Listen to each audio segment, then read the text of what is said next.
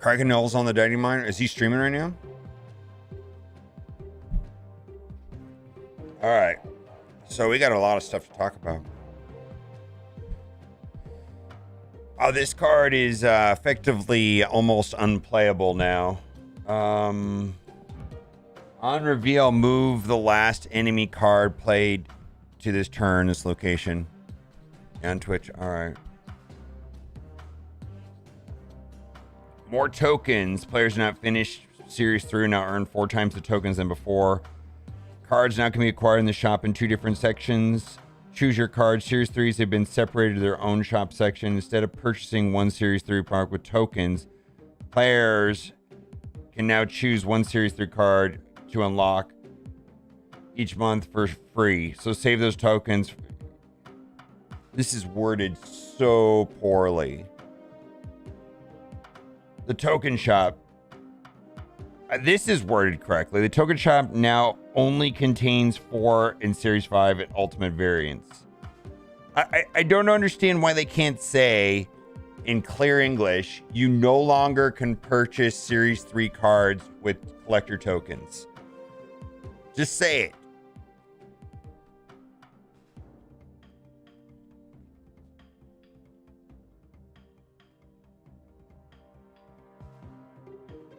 Yeah, literally, just say it. You no longer can purchase Series 3 cards with tokens. All right, general updates. All right, Zabu, Sauron, Shayna, Dazzler, Shadow King, 4-3 M'Baku, Orca, Tuma. New sounds, cool. All right, Thanos is going from 6'11 to 6'10, fine. Largely, we'll see, right? Space Stone on reveal, you can move 1 card at this location. Now it is and draw a card. Now it's on reveal. Next turn, you can move 1 card to this location. So this is now. This went from one of the most powerful stones to almost. This is almost like a non-stone now. Like.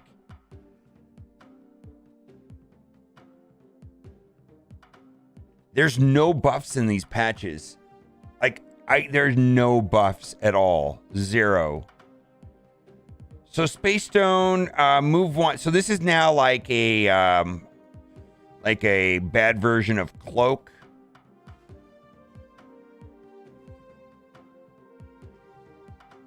Ah, this is a big nerf right here. This is a big nerf. All right, we're gonna get to Leech. Quinjet, Min 1. We talked about that. All right, Red Skull going to 13 power. Enemy cards have +1 power, so it makes him a 9. It still makes him 26.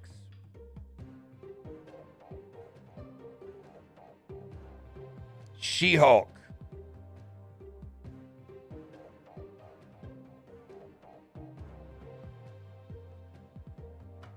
She-Hulk is now a 9. Actually, I think this is okay. Like for me, when they lower She-Hulk from 6'10 to 6'9, that's okay, right? When they lower Thanos from 6'11 to 6'10, that's fine. Those are just literal like balance adjustments.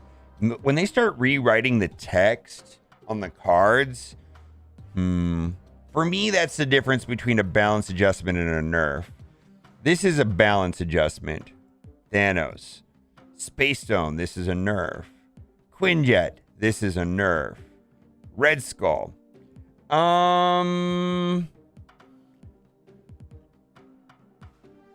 This is actually kind of interesting. Like, I think Red Skull in a vacuum without Shuri is actually better now. What they did to Taskmaster, though, and Mystique and Absorbing Man, those are big nerfs. She-Hulk, balance adjustment. Arrow. Wow, this is almost like probably an unplayable card now. Do you think Arrow is unplayable now?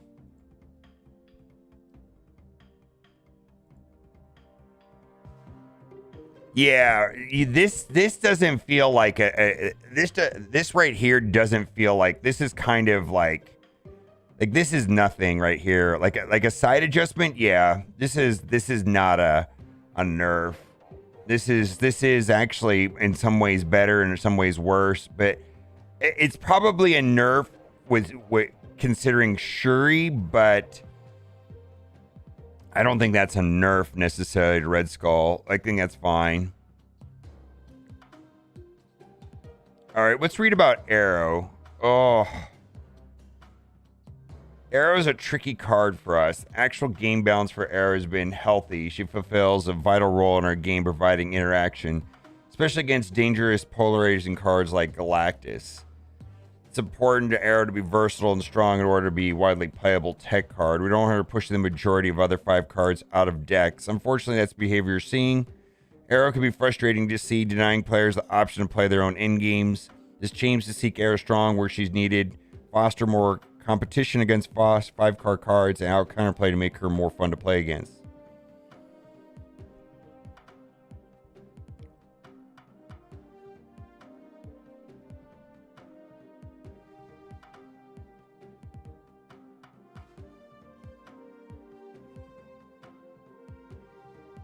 It's a no. The Red Skull nerf.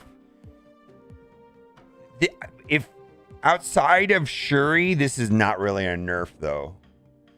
When you consider Shuri, yeah, this is a nerf. But outside of Shuri, this is not a nerf to Red Skull. This is actually a bigger deal right here. Mystique, Absorbing Man, and Taskmaster. These cards now require the previous played card to be in play in order to copy its attributes. At least they did it to all 3, but this is a massive nerf to Taskmaster. If it's in play. Wow, that's a massive change to the way that these cards work. There has been multiple situations where Taskmaster copies a card that's not in play.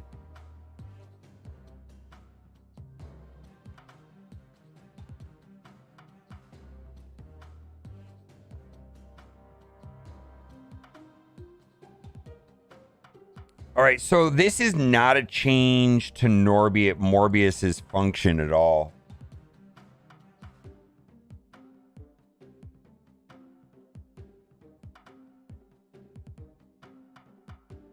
Yeah, I don't mind this change, but this is a big, like, I played that Shuri deck a lot. This happened all the time. This is actually a very significant change. All right, so Morbius. So the Chinese, the Korean form of the Chinese person was correct, but this is not actually a change to the card's function at all. This is just the way that the card looks in your hand. You don't really understand the Mystique nerf? If the card is not in play, it won't copy it. The card has to be in play for Mystique to work. All they did is add the word if it's in play. If it's in play. This used to happen all the time to Shang-Chi, where with Taskmaster, well, they'll blow up whatever, and then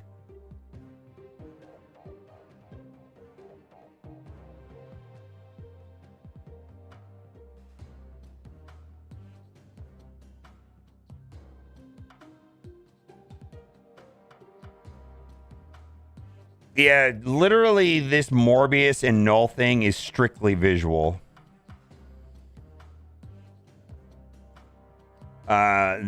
Well, that's not entirely true.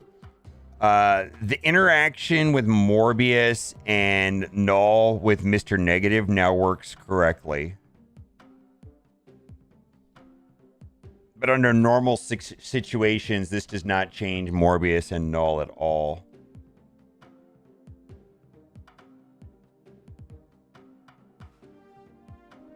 All right, Widow's Bite is text only. All right.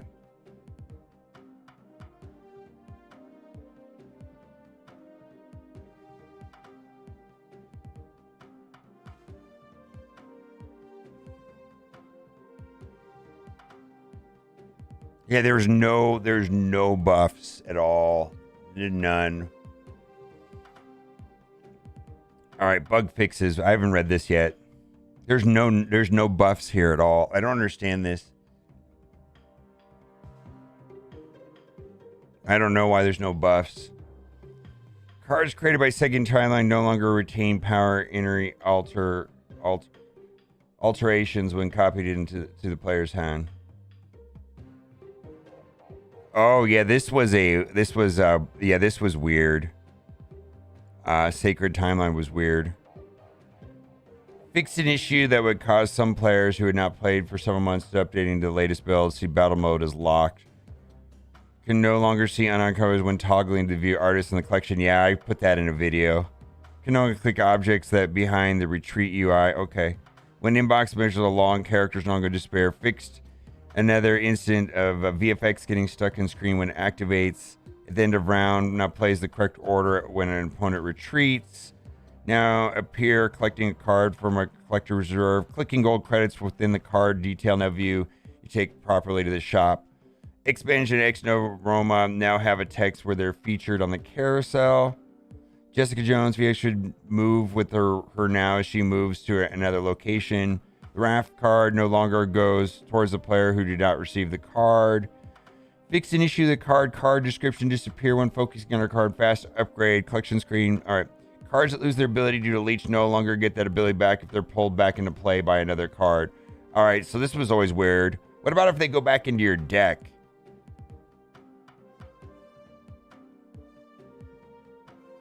Oh, yeah. Oh, so this is a leech buff. Holy shit, they buffed leech. What about cards that go back into your hand? They go back into your deck. Like this was the thing with Lockjaw, right?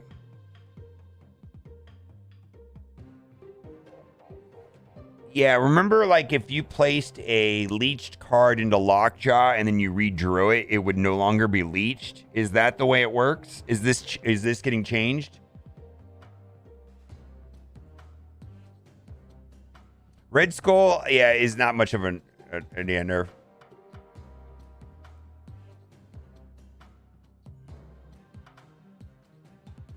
Wow, they actually buffed leech.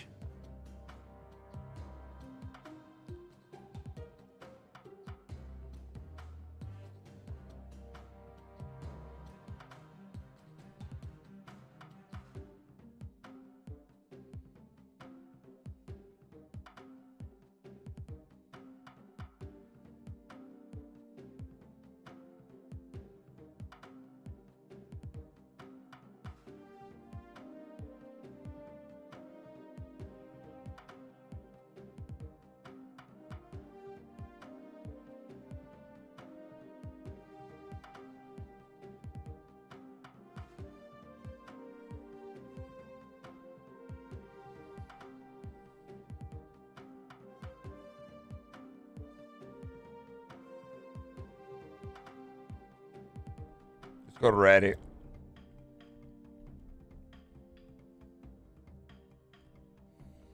Let's see what the main tech takeaways on this are.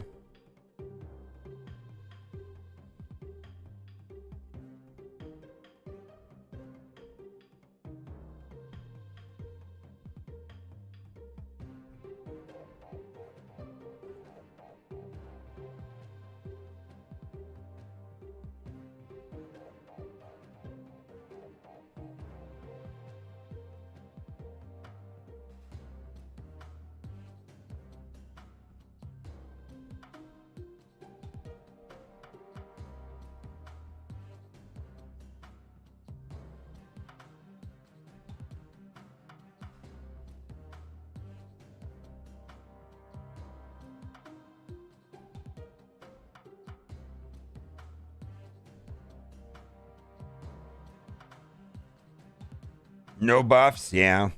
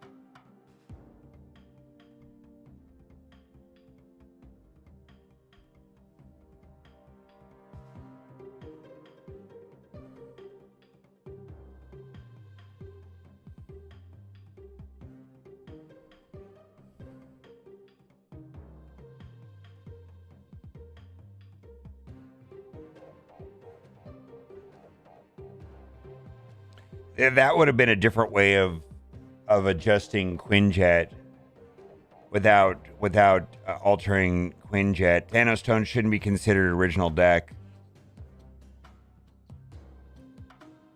Arrow got nerfed into the dust, correct.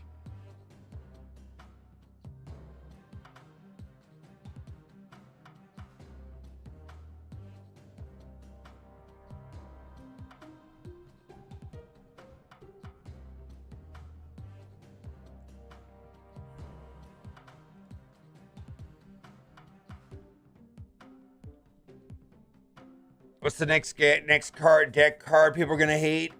Dude, I predict that Darkhawk is gonna pop up everywhere again. What do you guys think? I think Darkhawk is gonna pop up everywhere. I think a deck like this is gonna, maybe not with not necessarily with Arrow, but maybe a deck like this without Arrow is gonna show up everywhere. Something like this.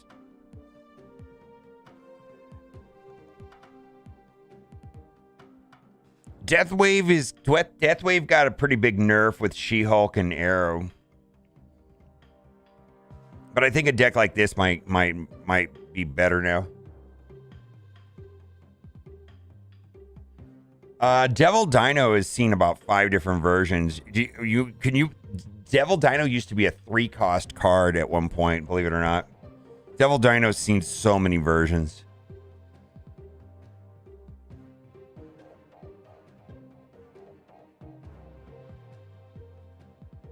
Yeah, Thor, so they basically left Thor Lockjaw alone, right?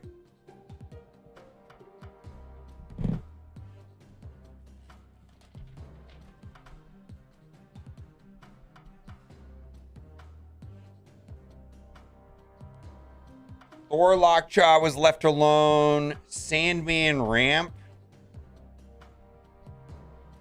Ramp is probably still going to have a place. Galactus now is going to have way less arrows running around, right?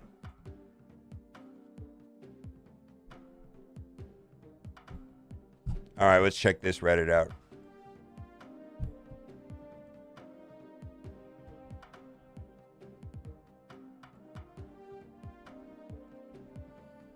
They didn't nerf Shuri. They nerfed Red Skull.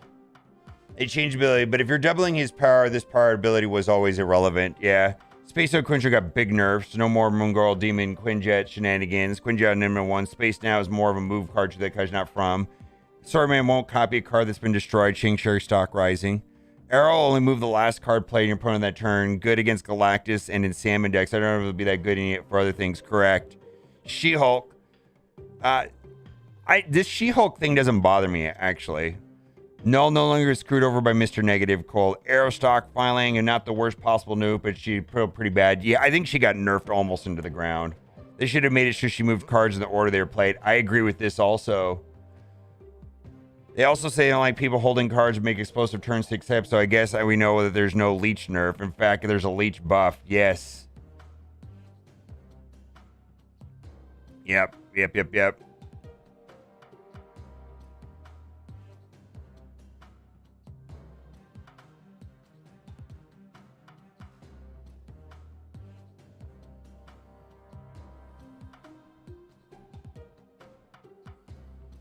Gonna start running Wasp in my Galactus decks now, I guess.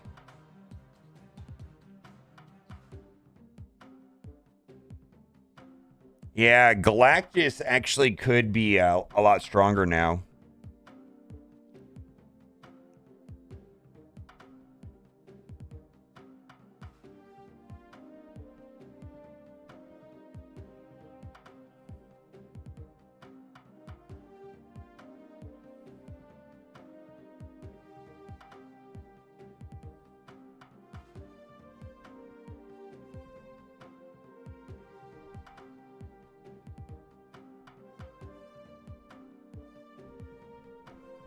Yeah, this is a good take on everything that's happening right here.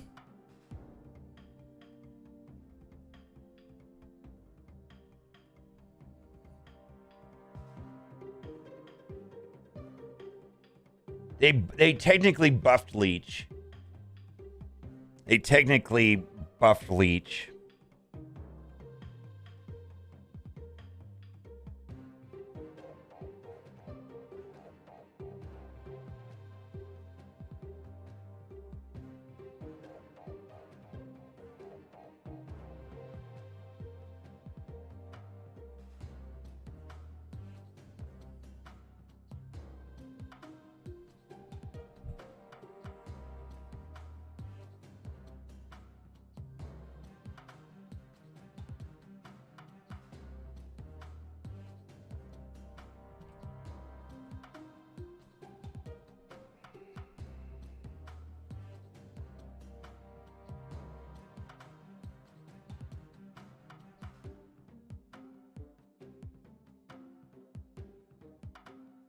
Yeah, I believe I'm gonna. Should I? So should I do a patch notes? I should do patch notes video real quick.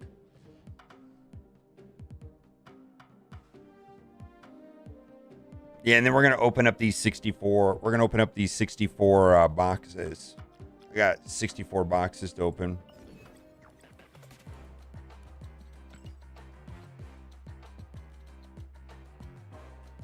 Yes, my understanding is the steampunk variant rush is up, according to the Discord server.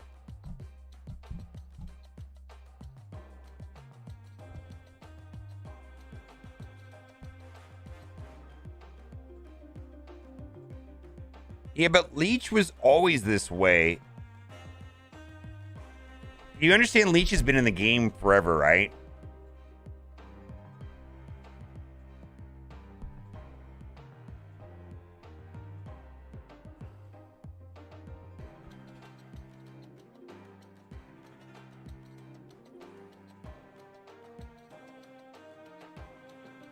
Yeah. I hate Leech too. Yeah, how can you tell if your thing is updated? Let's see. Let's see if I can figure out if I can tell.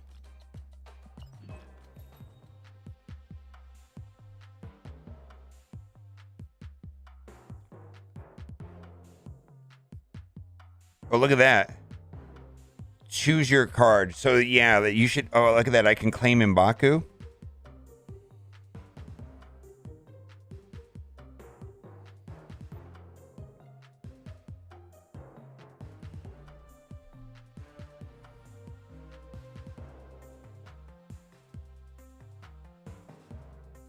That's so weird.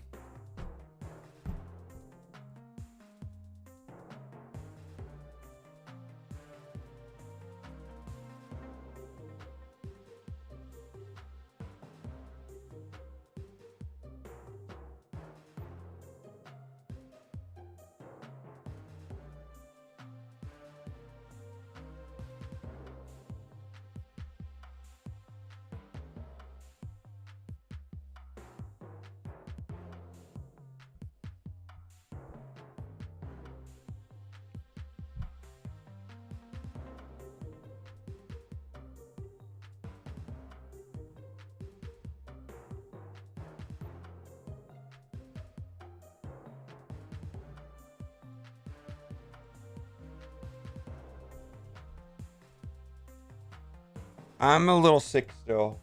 I feel good though. All right, so let's claim that, right? I'll do that in the video. This is the only Series 3 card I do not own, so I need to just collect this.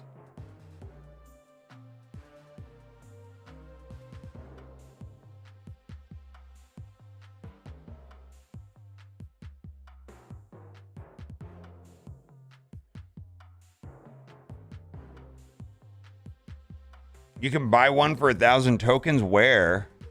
Have you updated the game? Do you have a screenshot of that? That doesn't make sense to me.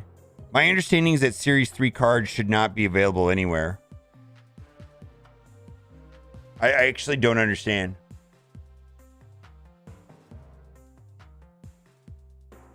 Huh. Is that going to end or what?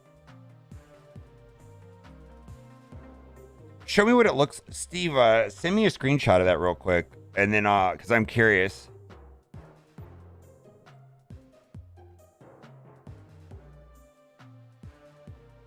All right.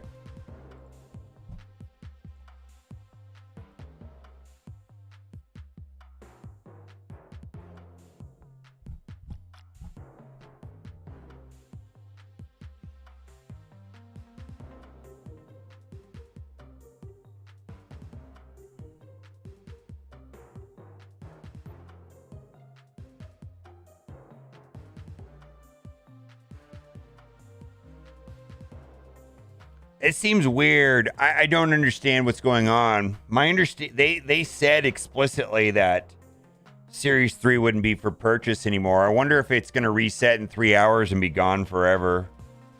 Is that what's going to happen? Is then 3 hours it's going to be gone forever, and then there's not going to be any more Series 3 there? Yeah. Maybe if it's pinned, it'll stay there?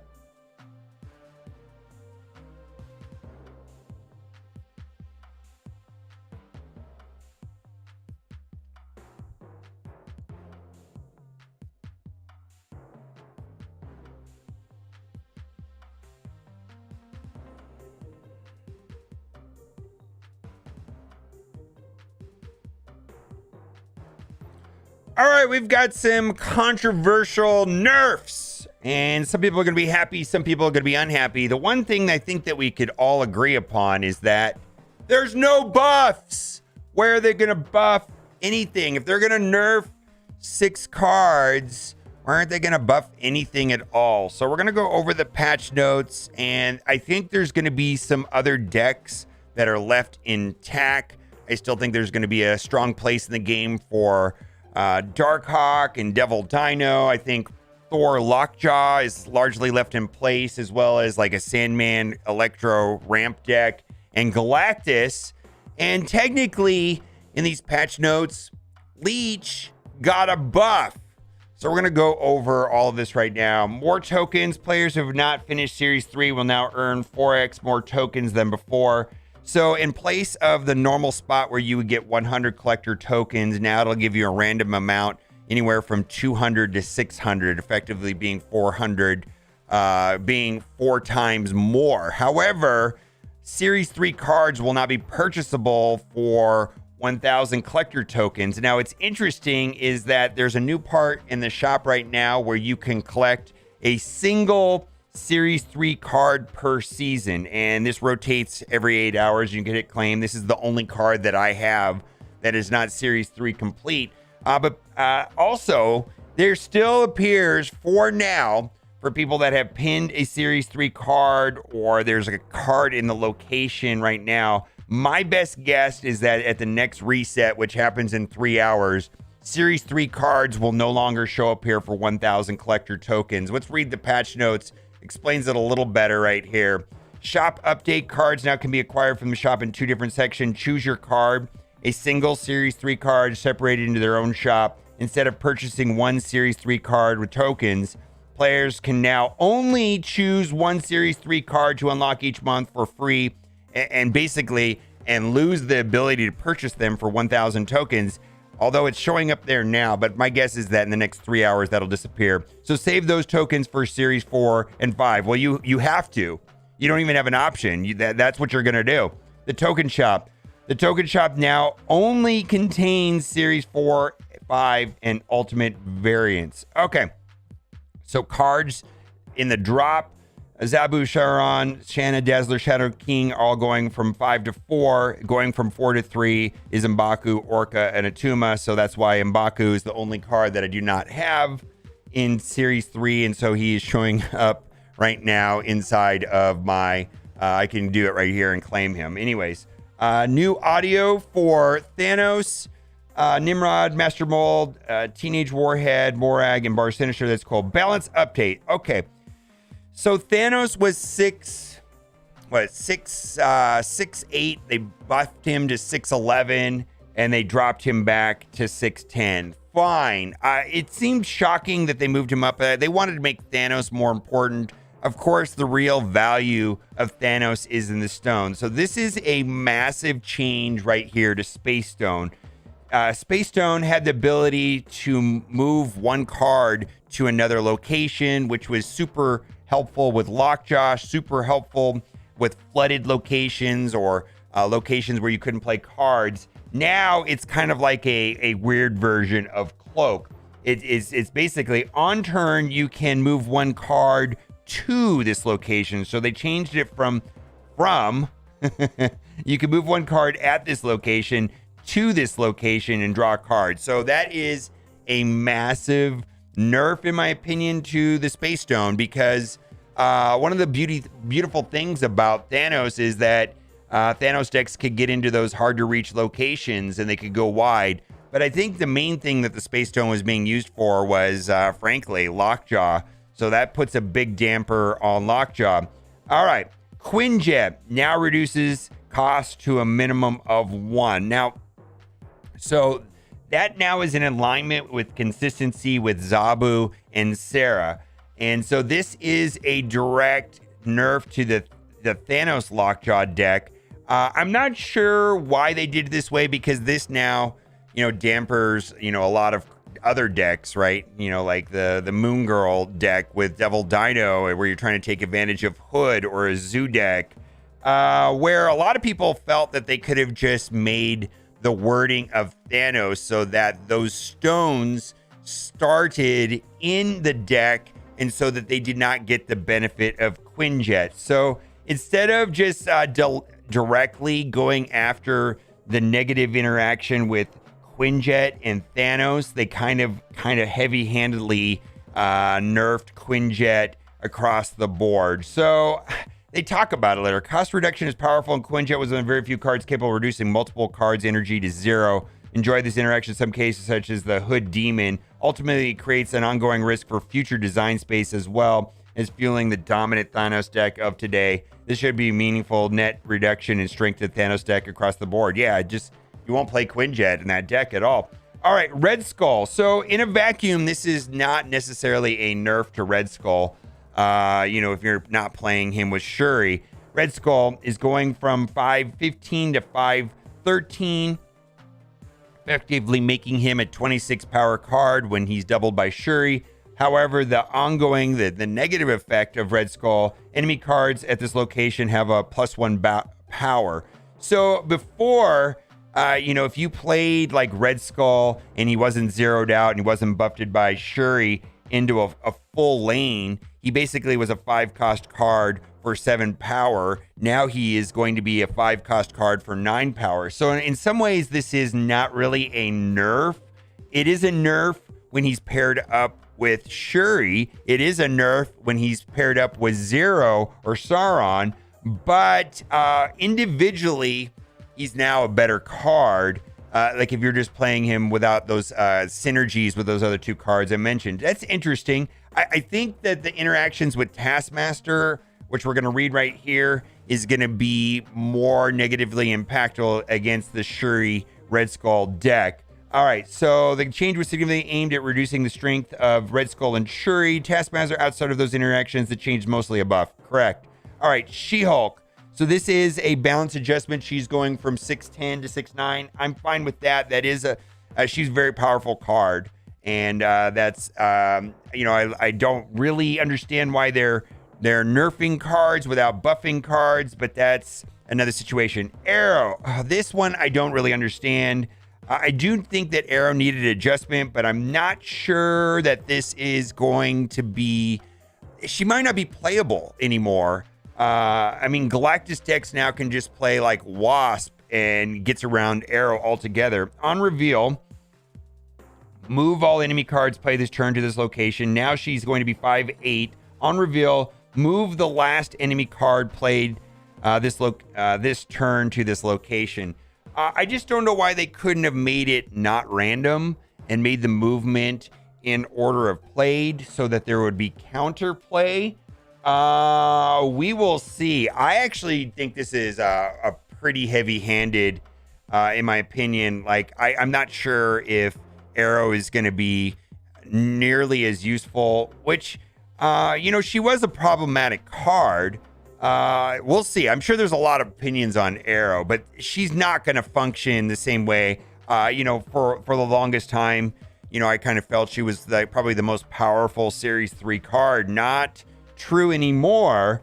Arrow's a tricky card for us. Actually, game balance for Arrow has been healthy. She fills a vital role in our game, providing interaction, especially against dangerous polarizing cards like Galactus.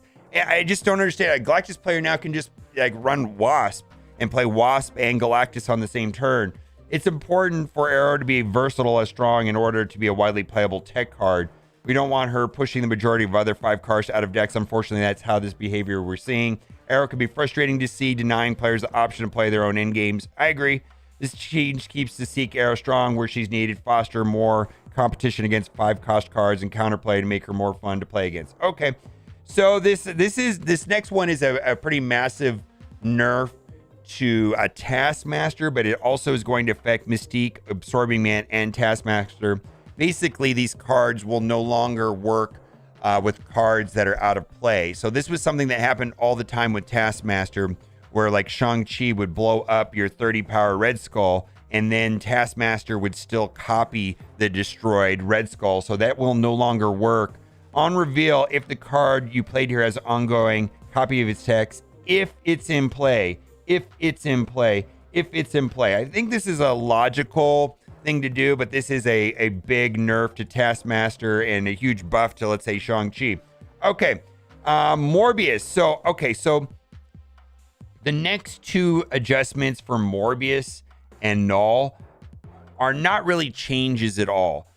The way that it worked in the past is that when you saw Morbius in your hand, you could see how many cards were discarded, and the card would move up.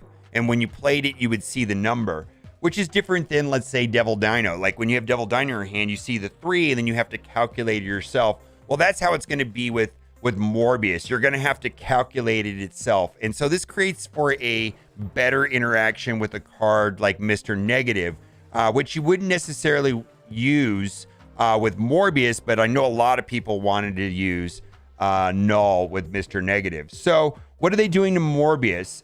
So his power no longer updates with in hand or in deck, only at the location. So Morbius basically is his effective power is going to remain the same. The strength of the card remains the same. Now, when you see him in his hand, he's always going to be a 2/0. When you play him, it'll reflect the correct number. We previously suggested Morbius power to update when he wasn't in play to simplify calculations, future power. However, this has proven a bit confusing with comparison to similar cards like Devil Dino, right? And also unnecessary, given Morbius is often played very early in the game and isn't very hard to calculate. Reverting the change, expected to add future functionality to Morbius and all cards with ongoing buffs to their own power that communicates their power in order to make these cards simpler to play. I mean, they could just have a little red number like off to the side and say, it says like Devil Dino 5/3, and then right there it says 17. Like it just tells you what it is once you play it. Just a little red number next to Darkhawk, where instead of having to click on your opponents and see they have 5 cards in their deck, and it just has a little red 10 underneath it or something. So Null would also calculate the power. So what they're going to do with Null is that when Null is in your hand, you will still be able to see the power, because that's really hard to calculate, right? Like, it's very nice to have that number where you can see that I'm going to have 128 power Null or whatever it is, or 42 power Null. But they're not going to do that in the deck. That way, when Mr. Negative is played, you will actually have a proper 0 cost 6 power Null. So basically, this is fixes a busted interaction with Mr. Negative. Okay, but it will work basically the same way as it did before. The only change is now it'll work correctly with Mr. Negative. All right, we're going to skip over all of the bug fixes, and we're going to talk about the one bug fix that is actually a boost to leech. Cards that lose their ability due to leech no longer get that ability back if they're pulled back into play by another card. So the way that it worked is like if you took a leeched card and put it into Lockjaw, and Lockjaw would bounce it back into your deck, and then if you drew it again, it would no longer be leeched. So this is actually a buff to leech, because now it'll remain leeched if it gets cycled back into your deck and then into your hand through a card like Lockjaw. All right, we're just going to go over this summary by PME Shiba Dago. They didn't nerf Shuri. They nerfed Red Skull, kind of. They changed his ability to +1 and +2, but if you're doubling in power, this part of the ability was always irrelevant. So I think it's actually kind of a neutral change to Red Skull. It's definitely a nerf in the Shuri or a Zero interaction. Space Stone and Quinjet got big nerfs, yes. And then this is going to negatively impact Moon Girl, Demon, Quinjet shenanigans. Quinjet is now minimum 1. So that is similar to that of Sarah and Zabu. Space Stone is now a move a card to that location, not from. This is a massive nerf. Taskmaster, Absorbing Man, and Mystique won't copy a card that's been destroyed. Shang-Chi stock is rising. Arrow will now move last card played in your opponent on that turn. Good against Galactus and Sandman decks. I don't know if she'd be that good for other things against Galactus. So I think that Arrow might still see play in Sandman decks or maybe Wave decks, but I don't know. She-Hulk gets -1 power. Another indirect Shuri nerf, and no longer gets screwed over by Mr. Negative. So Arrow stock fell. Not the worst nerf possible, but she got nerfed pretty bad. They should have just made it she move cards in the order they were played. I agree with that. They don't like people holding cards making explosive turn 6 play, so I guess that's where there's no leech nerf. I'm just really surprised there's no leech nerf. There's a leech buff. Lockjaw, Quantum, Tunnel, and Hella won't give the cards their abilities back. I still think that Galactus is going to be viable. You know, Devil Dino, Darkhawk decks are going to be very viable. Sandman, Electro, Ramp decks, you know, those control decks are still be viable. And Galactus got stronger. So those are the patch notes. And again, where are the buffs? You know, they could have buffed some cards. It just seems strange to me. Let me know what you think in the comment section. I'm sure not everybody's going to agree with all this stuff, but for me, I just don't understand, you know, why they didn't give us any buffs at all. Let me know. Bye for now.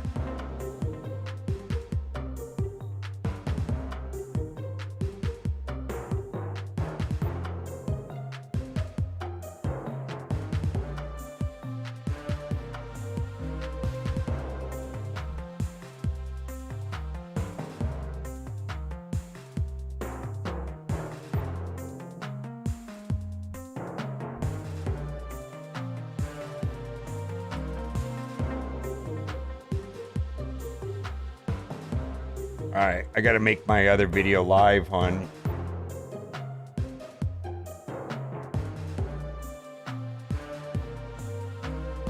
They did buff. They gave you the leech buff you asked for. Yeah, I know, right? The community was definitely looking for a leech buff, right?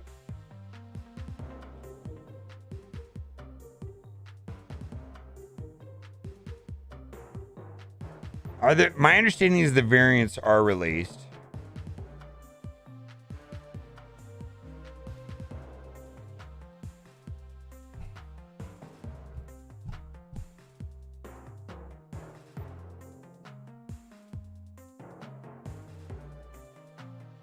You don't have this right here that's showing on the screen for me?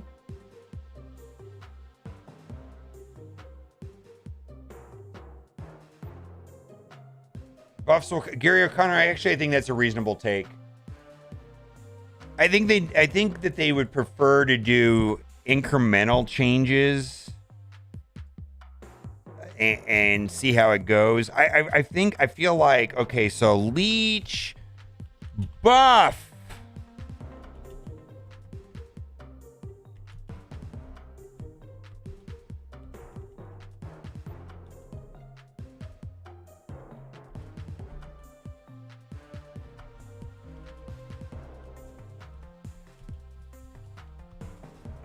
I think if they start doing incremental changes more frequently, I think that would be better than just these, you know, wides, you know, because you're right. We don't know how this is going to affect things.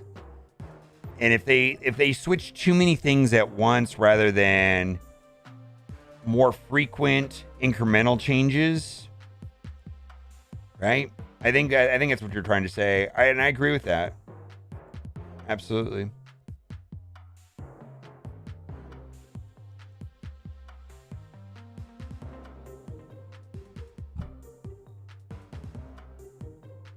Yeah, Steampunk, we're going to open up all these cards.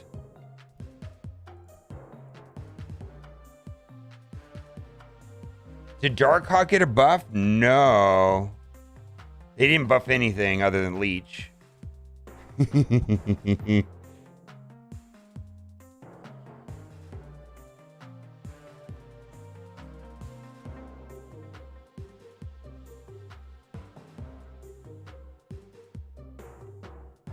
And that's a kind of a stretch. They basically fixed a bug.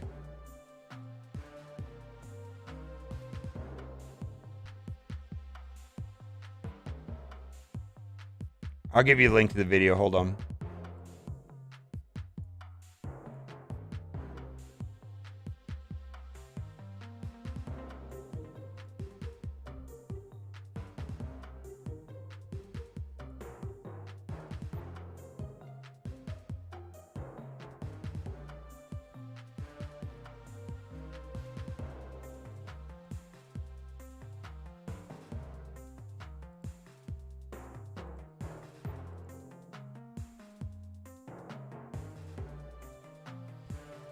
Let me give you the link to the video. I'm publishing it right now.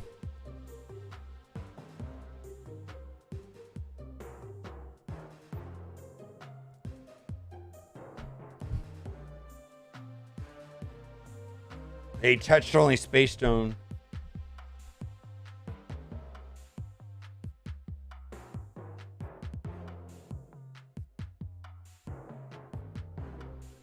All right, let's make a video about opening all these cards.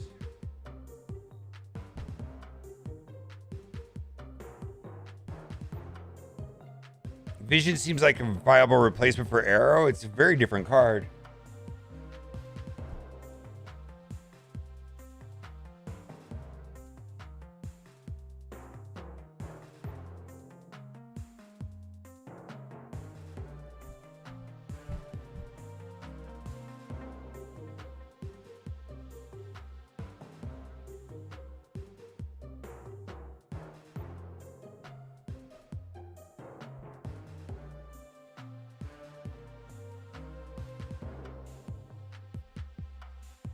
Holy shit, is that true? Howard the Duck, ongoing, tap this to see the top card of your deck. Wow.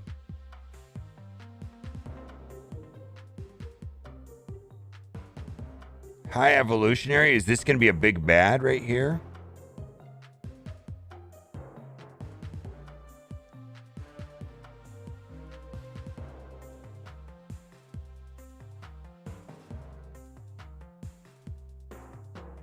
Dude, we talked about this Hulk thing the other day. Wow.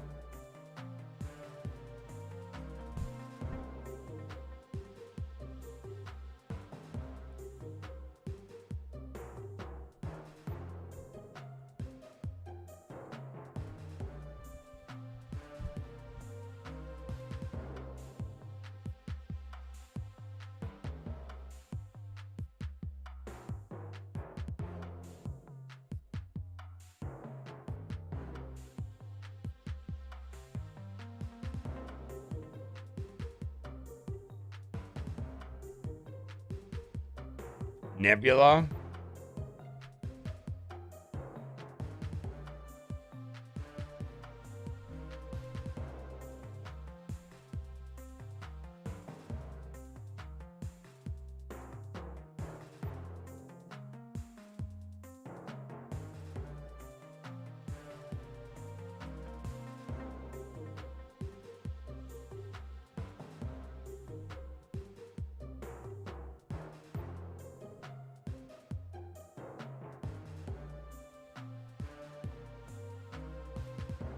Wow, wow, wow, wow, wow, wow, wow, wow.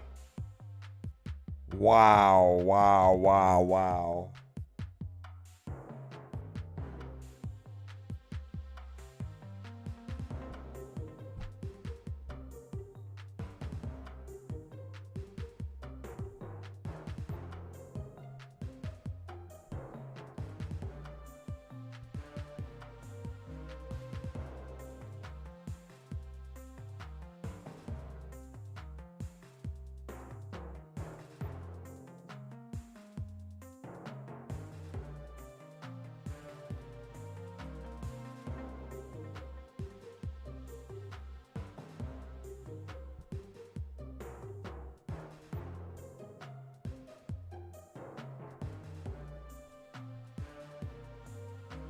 This looks like another Thanos deck.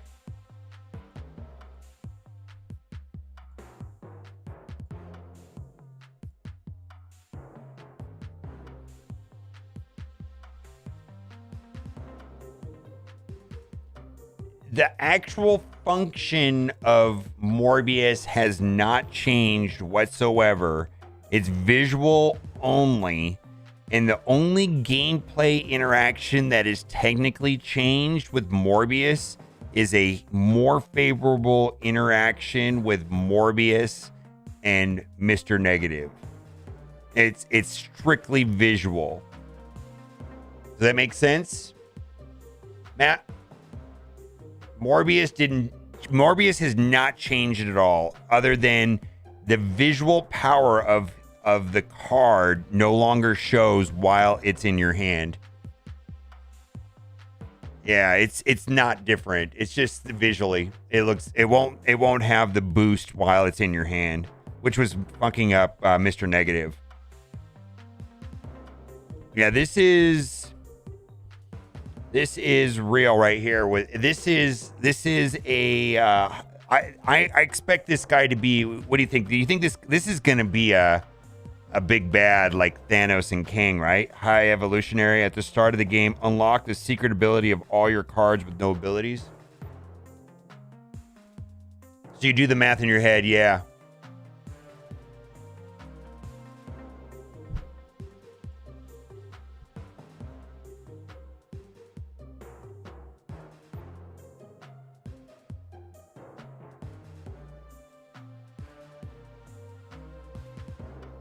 On reveal, afflict card, random enemy cards here with minus reduced power. When you end a turn with unspent, so this is like sand. This is like a weird version of Sunspot. On reveal, give the leftmost card in your hand reduced cost. So that's like a discounted Nakia. When you end your turn with unspent energy, afflict random enemies here with minus reduced power.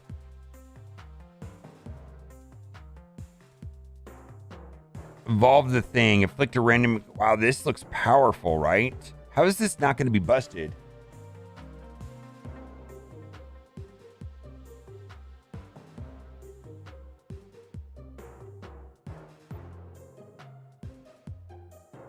Only when you play High Evolutionary.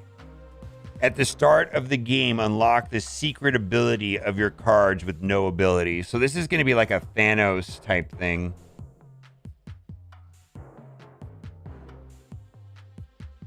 Yeah, this is data mine is data mine, man. So like literally all of this could change.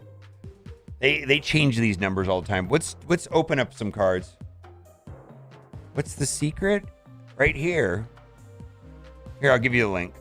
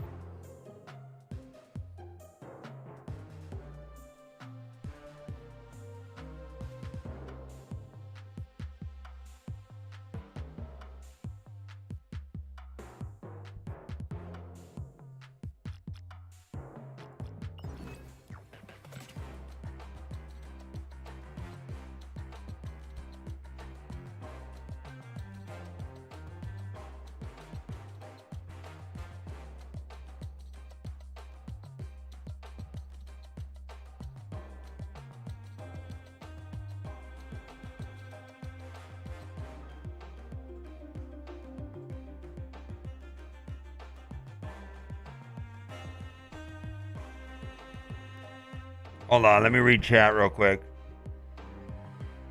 Search open reserve, not bad. I was hoping for a Bastion Dark Hawk, but I got Dark Hawk and Dazzler. Congratulations. I can hold. Can I hold from updating so I can buy S3 with tokens and then still get my free S3 token card? This is gonna disappear. This is gonna disappear. And then you're no longer going to have that. You're only going to have this. Basically, the ability to buy Series 3 cards is going away. You no longer can buy Series 3 cards for 1,000. Collector tokens now are only going to be used for Series 4, 5, and the Ultimate variants. Yeah.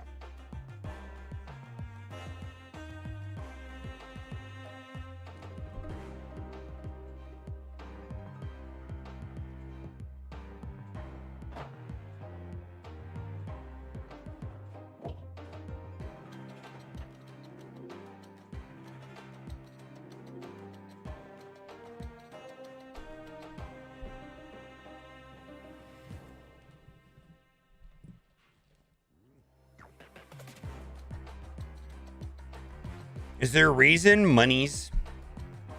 Listen, I want to slow down for a second. I want to listen.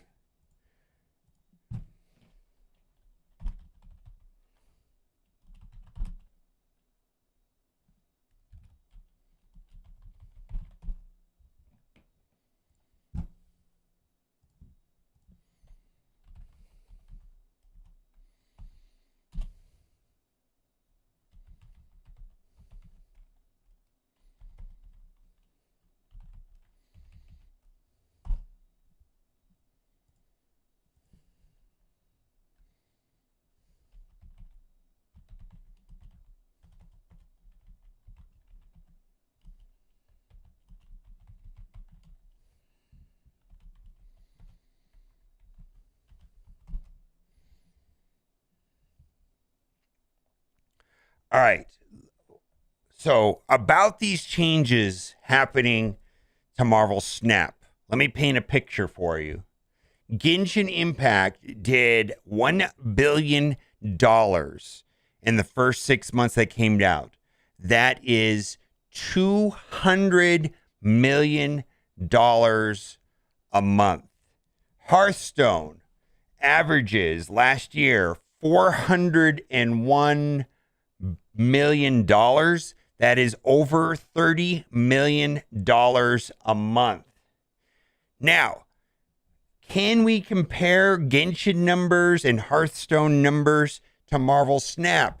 No, because of Disney. Literally 20% of Marvel Snap's numbers magically disappears to Disney out of the gate to pay for the Marvel license. So it's not the same. Blizzard doesn't have to pay that. Genshin doesn't have to pay that. Also, Blizzard has a dedicated PC client, so they do not have to pay 30% to Steam. Genshin has a dedicated PC client, so they don't have to pay 30% to Steam. Now, Genshin still has to pay 30% to Google and iTunes, but everything that is purchased on Marvel Snap goes through Steam, Google, or iTunes, and they are losing 30%. So 50% of Marvel Snap revenue is gone. So keep that in mind. To have the same kind of numbers as Blizzard, it would need to be 60 million. To have similar numbers to Genshin, 200 millions would be near 400 billions. No, Marvel Snap has done 50 million in the first 5 months. They're doing like $10 million a month. If something changes in Marvel Snap, please understand they do not have revenue systems in place that are insanely profitable like Hearthstone and Genshin. So anytime anything changes in Marvel Snap, it's not going to be player friendly. It's not going to be monetization friendly because, frankly, I think they have a monetization problem. Yeah, I think they have a monetization problem if we just look at the numbers compared to their competitors.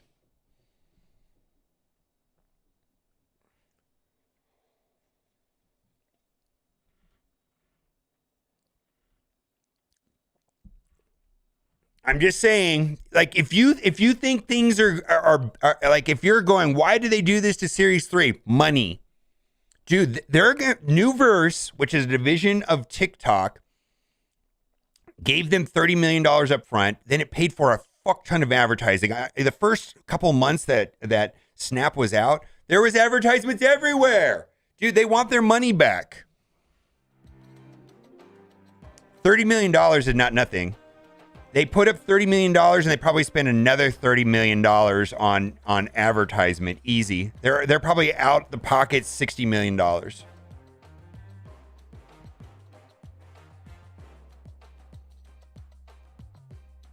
Yeah, they were fronted $30 million to build the game, and it cost them $30 million to build the game in 4 years. So and then there's the marketing cost, which I have no idea. They could have spent $100 million in marketing. I have no idea what they spent on marketing. They have an insane amount of players compared to other games. Yeah, they have a relatively inexpensive monetization model is the issue. The game is. Let me ask you this: if you wanted to spend $1,000 today on Marvel Snap or $10,000 today on Marvel Snap, could you do it?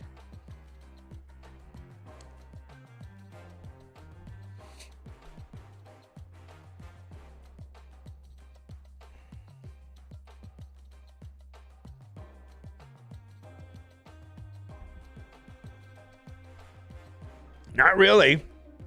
Not really.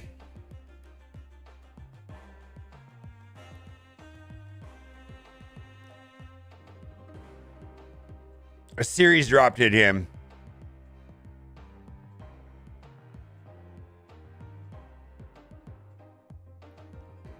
What if you can't spend money to get all the cards day one? Yeah. Yeah, she should be out here in a couple, like 3 hours, 2 hours. Yeah, so anyways, so what I'm trying to tell you is I suspect changes are coming to the game that you may or may not like. I'm just saying. I don't think that their parent their funder is happy with their numbers.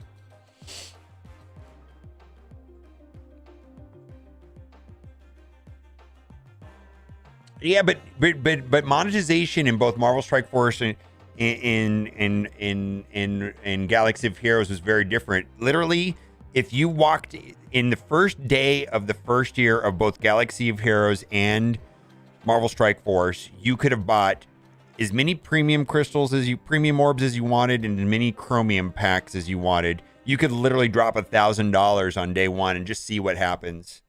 And people spent thousands of dollars just opening premium orbs and chromium packs on the very first day the game started. And Marvel Snap doesn't have that.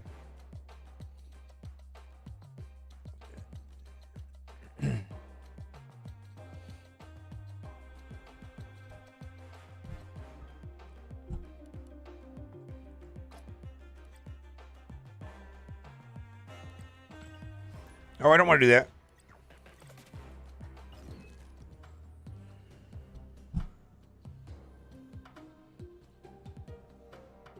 Let's see. I need the pictures of. Let's see. I took a screenshot of it.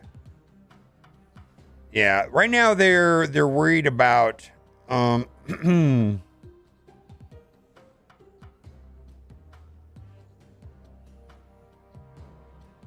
No, Newverse is the publisher of the game, so they're the money.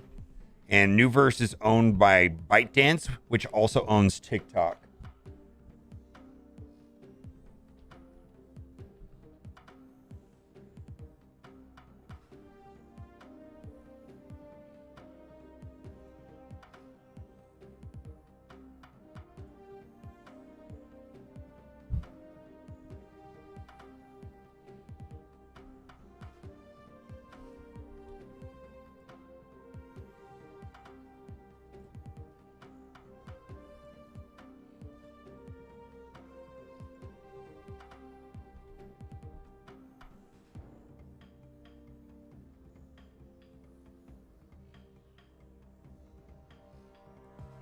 Yeah, we read there's no buffs. There was no buffs other than to leech. Indirectly. There were no buffs.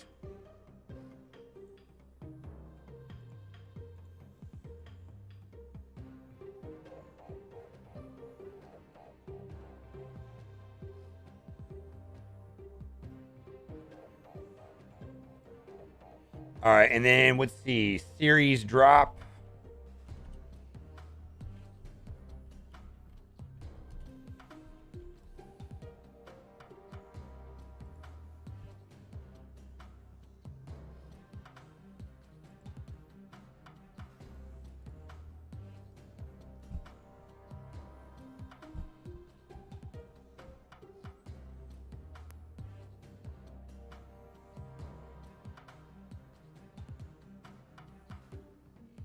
But Cloak, why not Iceman? Or yeah, I'm guessing you already run Sunspot. I don't know, man. I'm curious to see how this plays out. All right, what do we got here?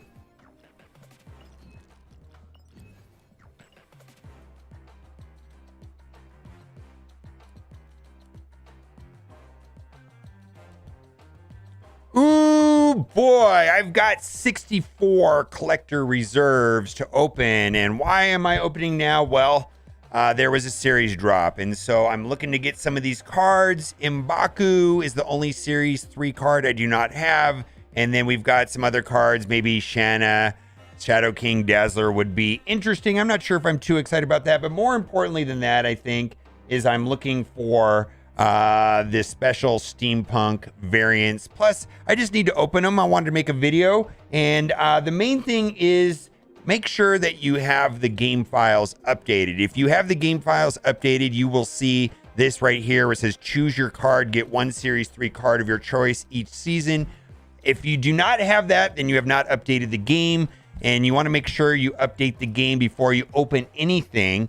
It happened for me automatically on Steam, but you're going to have to go manually do it on Google and iTunes. For some reason, this game doesn't force you to update, which I think can be a problem. So like, again, make sure you've downloaded the patch. Now, choose your card, get 1 series 3 card of your choice each season. So this is the only series 3 card I do not have. So we're going to claim that right there.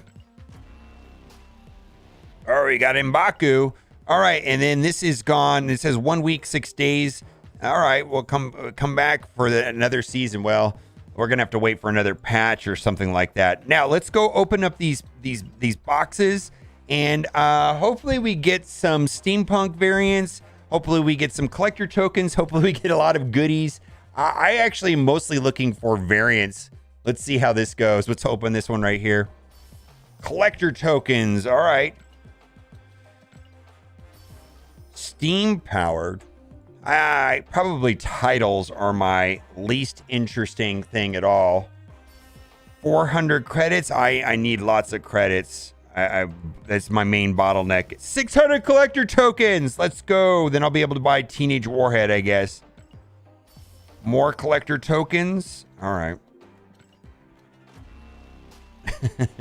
Pixel variant. Jessica Jones.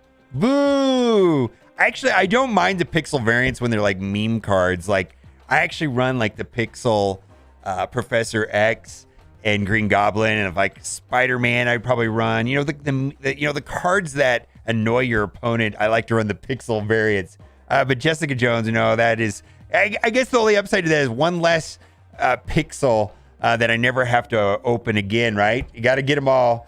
They're definitely. You know, like the common, even though they don't call them the common, but the pixels are definitely like the common. Feels like half of the variants that I pull are pixel. 300 credits. All right, what do we got? More tokens. It's half of my boxes should be tokens. One of them will be 100, and the other one will be a random amount from 200 to 600. 200 gold. 200 tokens. New avatar, Yondu. All right. 100 collector tokens. So there's 4 boxes basically in these series, and one of them will have 100 tokens. One of them will have a random amount between 206, and then the other 2, I don't remember. I'd have to look at the grid. All right. Ooh! Actually, that's the one I wanted the most. That is the one that I wanted the most. The steampunk variant. What is there? There was basically Bishop, Shocker, Falcon, Cerebro, and Yellow Jacket. I think Bishop was the one that I wanted the most. That's pretty cool, right? I like that. I like that. All right, so we got one of the 5. All right, let's see what we got. I'm actually pretty happy about that. That was the one that I wanted the most. Shadow King. Wow. That's a series 4. So what do we got? A JJ, Bishop, and then we've got Shadow King. All right, Shadow King. Maybe this guy will be useful. He's kind of a weird tech card. I'm not really excited about this guy. I know that there are situations where he could be good. You know, he's supposed to be like a counter to like Bishop and Angela, maybe Sunspot. But I don't know. I haven't seen him. I've never lost to this guy. Let me say that. I've never had somebody else successfully play him and I've lost to Shadow King. Maybe that'll change in the future as more cards come to the game. But right now he's somewhat of an uneventful tech card, in my opinion. I think there's better choices for tech cards. All right, and collector tokens. And then tech cards, of course, are meta dependent. Maybe there'll be something extremely problematic in the future that'll make him more viable. 300. So that is that was a series 4, and those happen every 40 collector tokens, every 40 collector reserves, and there is a pity system on that. So I wouldn't expect to pull another series 4. I'm only expecting to get 1 here today out of these 60 boxes. I suppose it's possible to get 2. 300 credits. Wow, Falcon. Woo! So we pulled 2 of the 5. All right, Falcon Steampunk. There you go. Very nice. I like it. Collector tokens. All right, what do we got? Hellcow. All right, dude. Actually, not that I want the Hellcow pixel, but I think the ugliest pixel variant in the game is Hellcow, and I would have giggled if I got that. Anyways, that might get some play. Winged variant Hellcow. What a weird character. 500 collector tokens. Gold. More collector tokens. All right, let's see what we got here. All right, Avatar. Don't care too much about avatars. I mean, I have my Iron Man avatar that I love. All right, we got Mantis. 300 credits. 500 collector tokens. I think I had no credits at the start of this video, and I had probably about 12,000 collector tokens. So we'll take a look at where we finished up. I didn't write down the exact amount. 600 collector tokens. Oh, we pulled Shocker. All right, so we pulled 3 of the steampunk variants. We pulled Falcon, Shocker, and Bishop. The only 2 left are Cerebro and Yellow Jacket. The other 2 already in the game, right? What is that? Like Wasp and Ant-Man? All right, let's keep going. Gold. Collector tokens. Brood Avatar. More collector tokens. Like I said, about half these boxes will be collector tokens. More gold. Okay. All right. Avatar, Vision Avatar. I don't mind that. I actually kind of like that. I got a thing for Iron Man, though. I don't think I'm going to change away from my Iron Man avatar anytime soon. Maybe if I got the goose, the kitty cat, I like that. Adam Warlock. There you go. Getting a lot of avatars. Don't really care about avatars that much. The goggles do nothing. All right, so that was a special thing for this also. 600 collector tokens. All right. Collector tokens. We're blasting through this.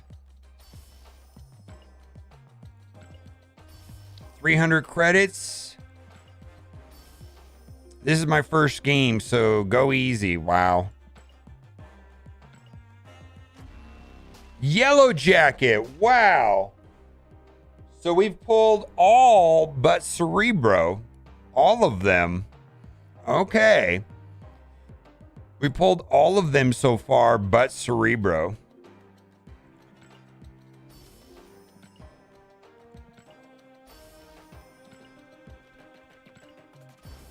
Collector tokens.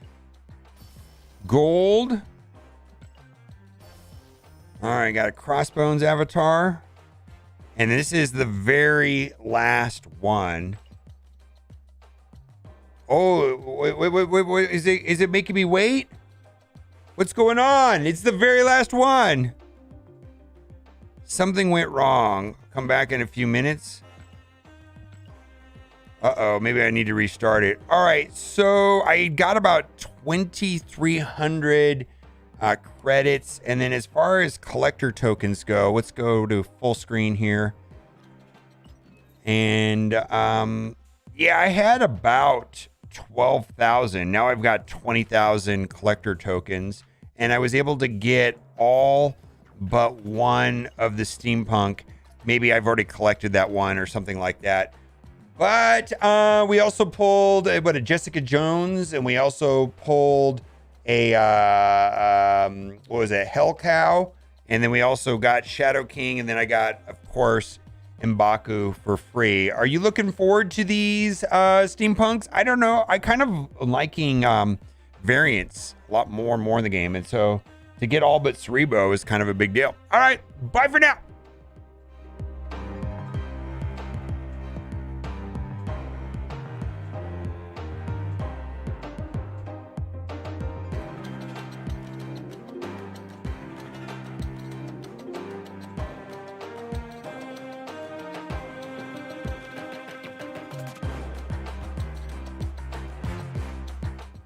What new card are you talking about?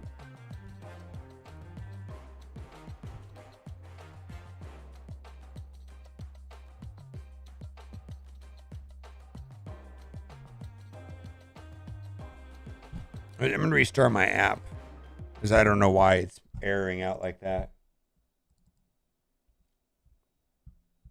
Is it better gold or ink carnage? I don't know, man. I think the gold is slightly more rare, I suppose, where you have to do one extra split.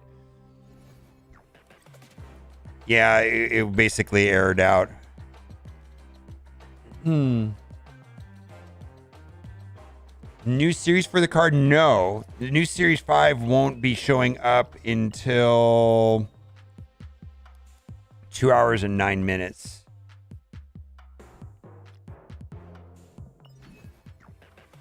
So how bad were the nerfs? Let me give you the video.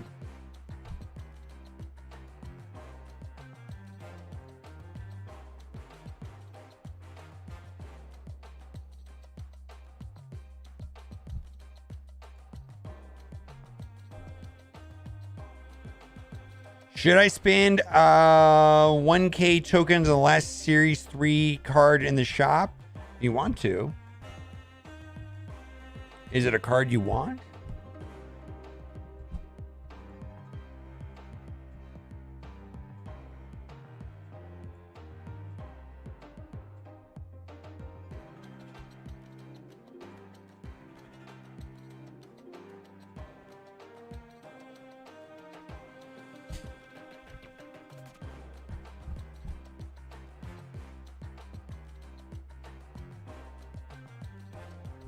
I think that the correction to null and Mr. Negative is interesting. Null being negative being viable, that's a tough sell.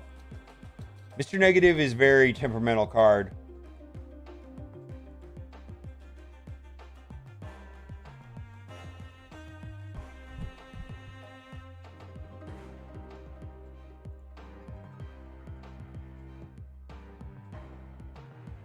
Let me clean all this up.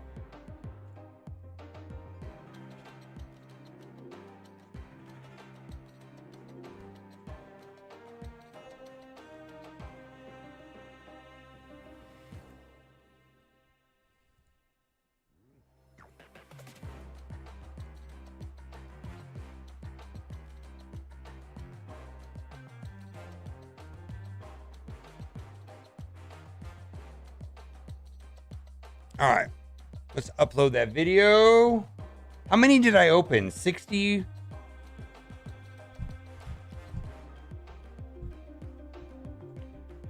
All right.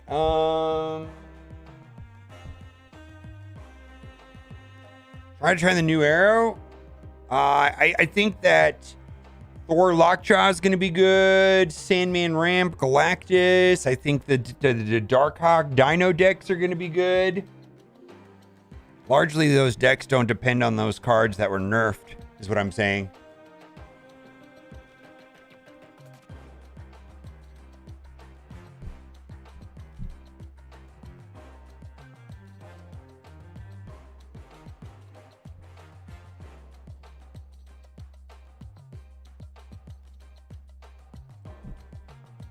Oh, the Thanos animation? Yeah, let's look at that. I actually want to see that.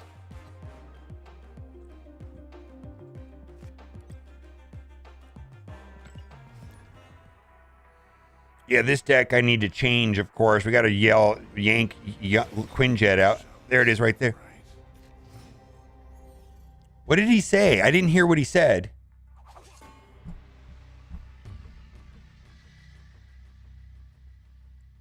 Is Thanos the Thanos changes kind of bad? Yeah, of course. They're not great.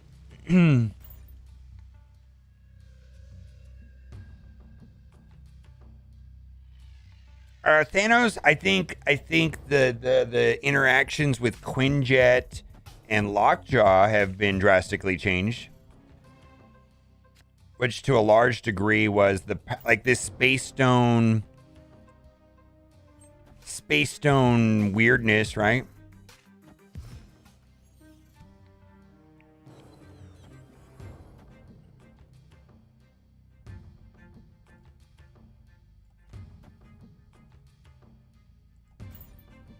Oh, I should have played Space Stone over there, right? I didn't think about that. Well, Arrow's different now.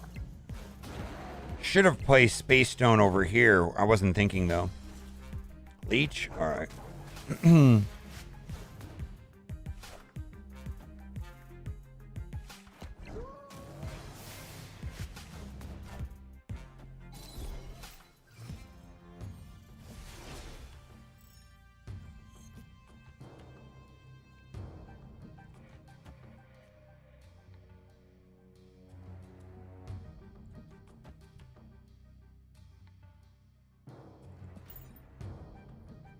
Is this cleared out? All right. This is glitched out. This is supposed to be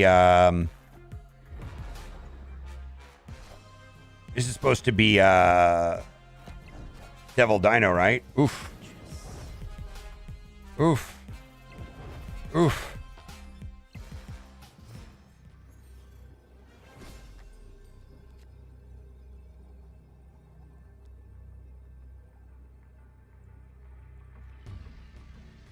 Oh, I did that wrong. Oh well. Let's do it like I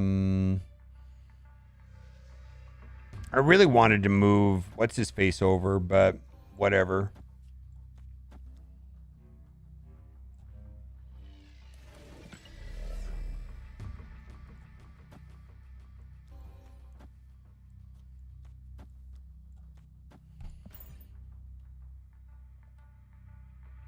Yeah, I need to take out Quinjet and put in Nightcrawler would be pretty good, actually. I think Nightcrawler would be the thing to do.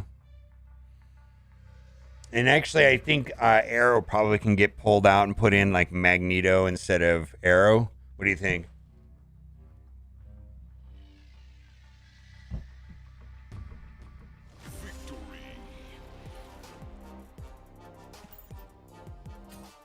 All right. Let's change this deck around.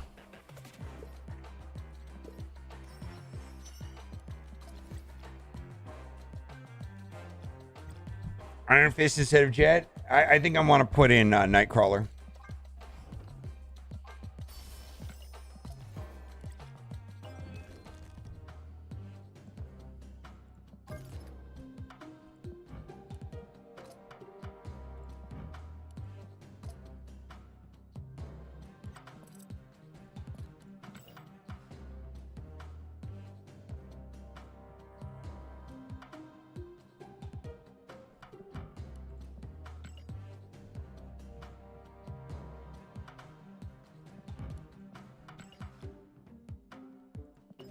All right, let's see. Before I do that, or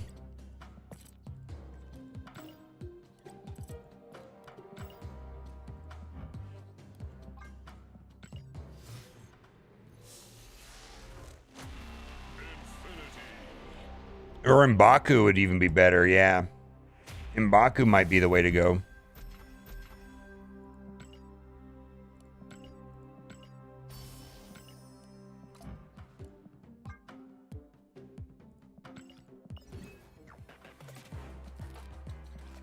Do I want to start saving? Yeah, I think I want to start saving.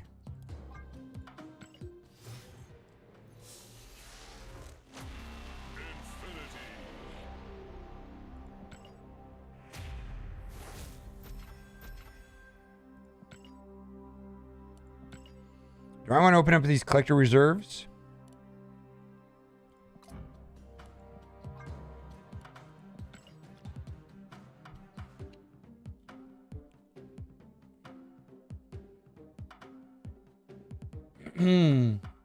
All right, what do we got here? Let's see.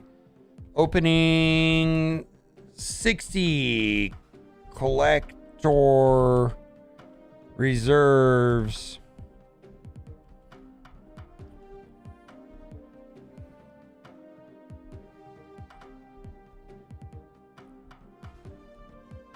For steampunk variants.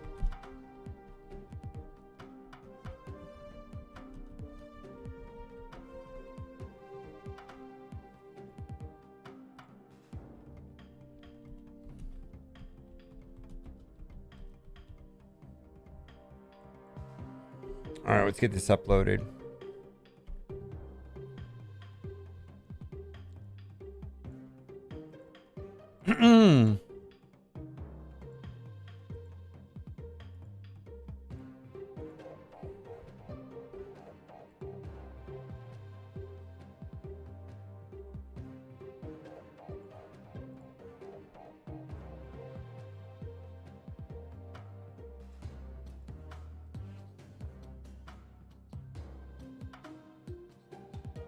I don't see the update on iOS. All right, there's always this trick where you search for the name, and then when the name comes up, you click on the icon and actually go into the menu that shows the app, and then it typically will let you update it there. I don't know if I explained that well. Go into the iTunes store, type in Marvel Snap, and then you actually have to click on the icon. Like, it won't say update available until you click on the icon in the search menu.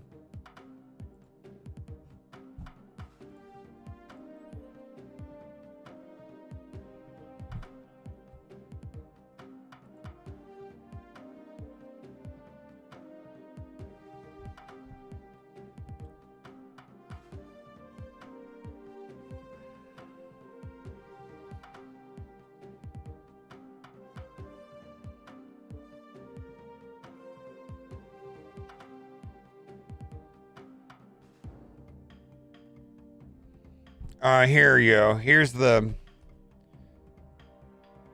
There you go. All the nerfs are there in that video.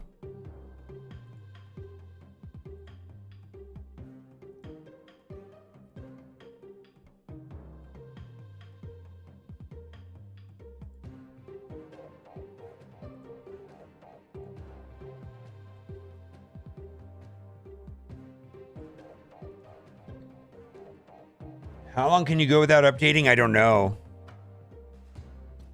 My understanding is you only play people that also have not updated, so... Like a week, maybe? I have no idea. Maybe a day? Maybe somebody in chat knows.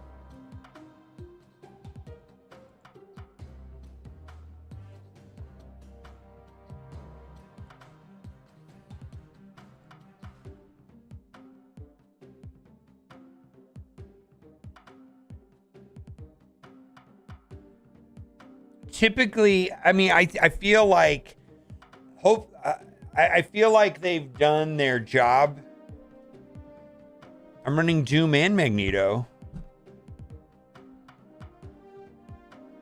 Yeah, Doom and Magneto.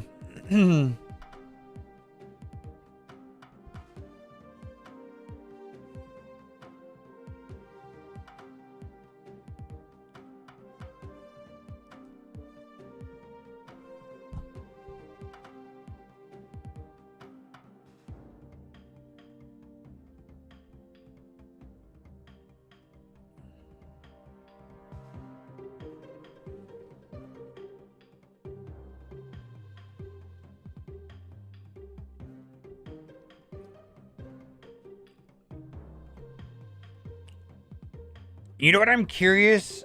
Wow,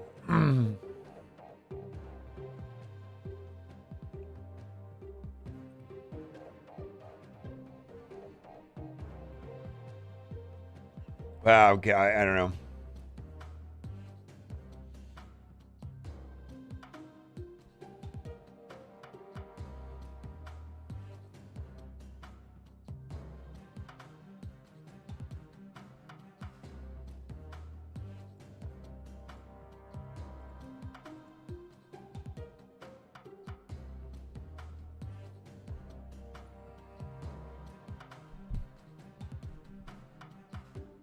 Yeah, I don't particularly care for the titles. Okay, let's go over.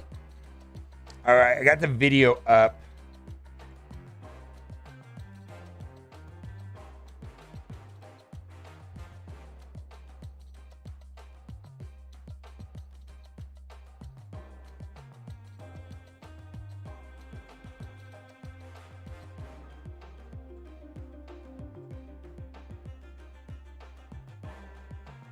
Iron Lad? Is he a mad lad?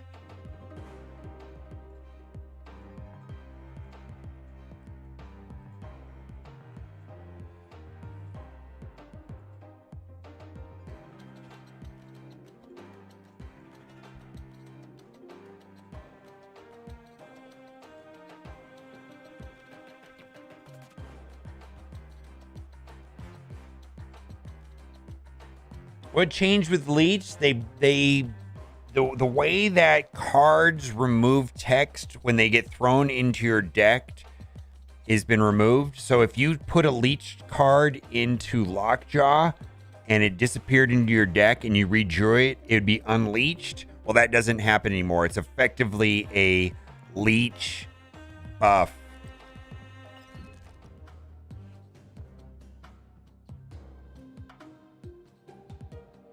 Yeah, leeched cards stay leeched longer now. Yeah, I don't have the Shocker and Cyclops. This is true.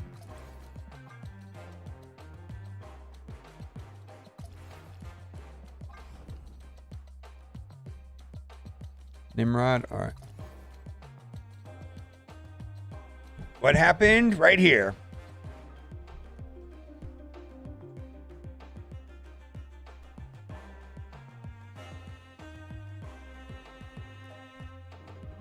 All right, let's make a video about these new cards.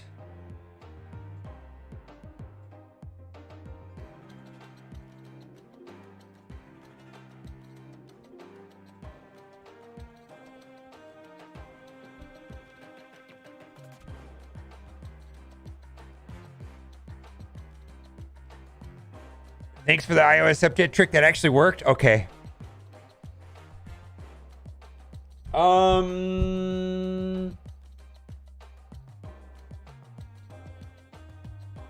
Should I look for Steve? Should I look for the other cards? The 0, the 1, the 2, the 3, the 4, the 5. I mean, I have 4, 5, 6. I have 0, 1, 2, 3. Are they not out?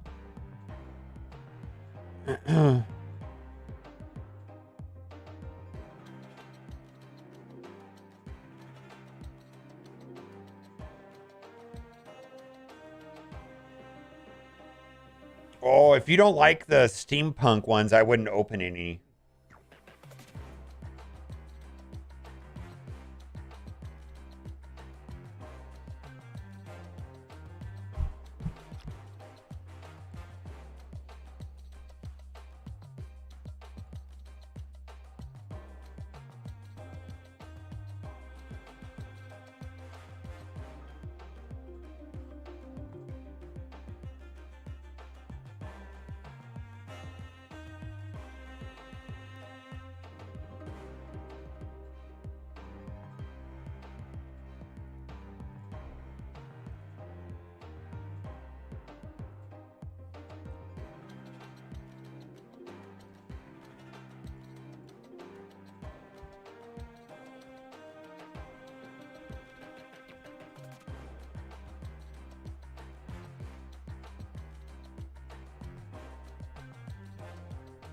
Nebula?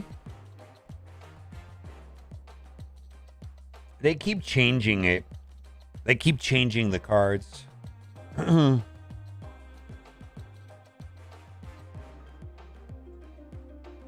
Breaking news? Maybe, yeah. They keep changing the cards. It could be entirely different by the time it actually gets released. So next month is Hit Monkey. The month after that will be Nebula, right?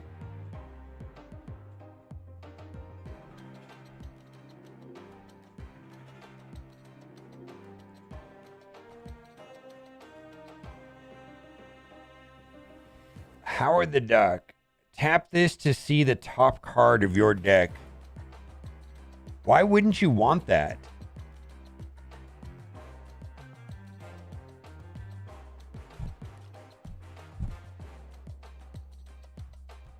You're the best. Are they just floating around everywhere?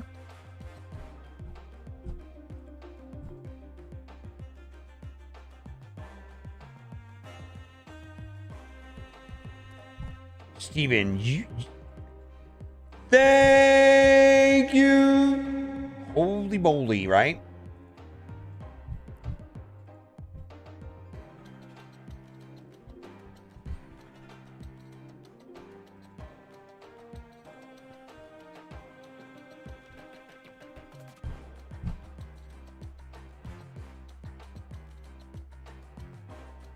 All right, the variants, I don't care about the variants that much. Yeah.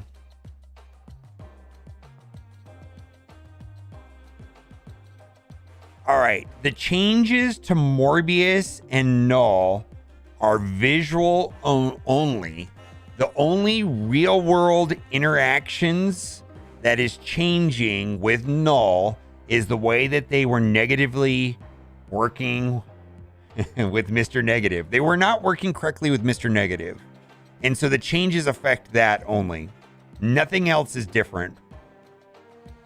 It's exactly the same as it was.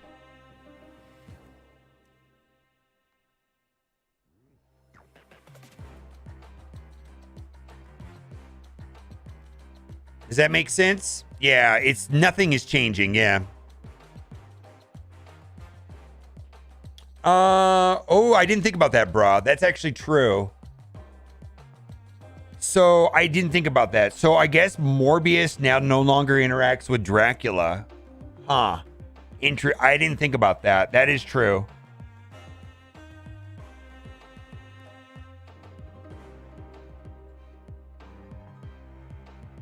That's true. I didn't think about that. All right, let's talk about.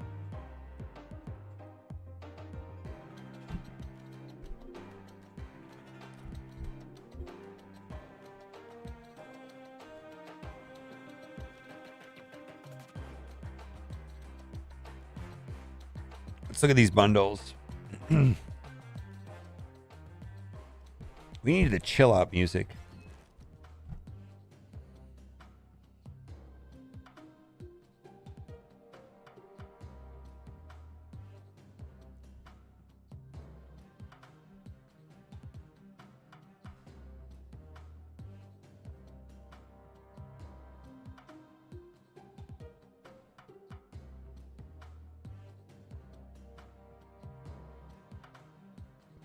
$7,000 gold.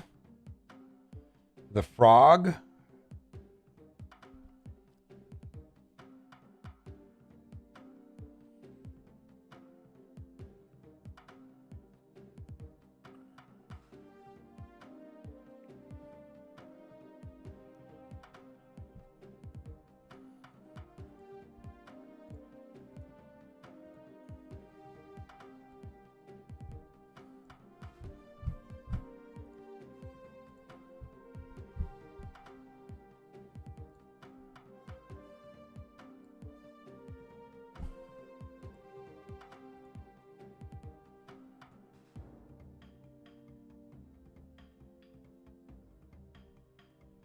What is Nebula? Wait. What is Nebula?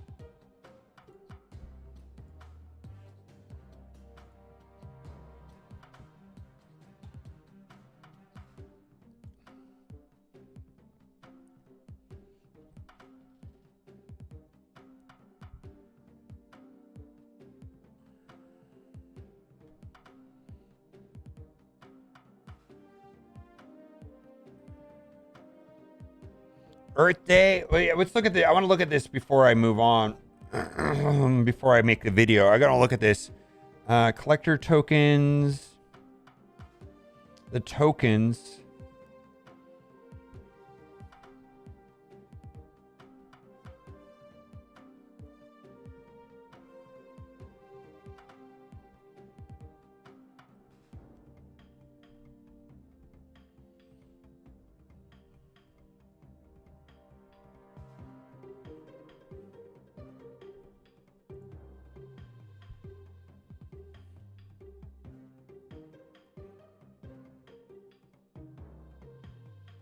The meta will be the same. Yeah, I just think it's gonna allow for more gameplay from like the Darkhawk, Devil Dino decks, more gameplay from like Thor Lockjaw, more gameplay from like the Sandman ramp decks, more gameplay from. I think that's all it's gonna do.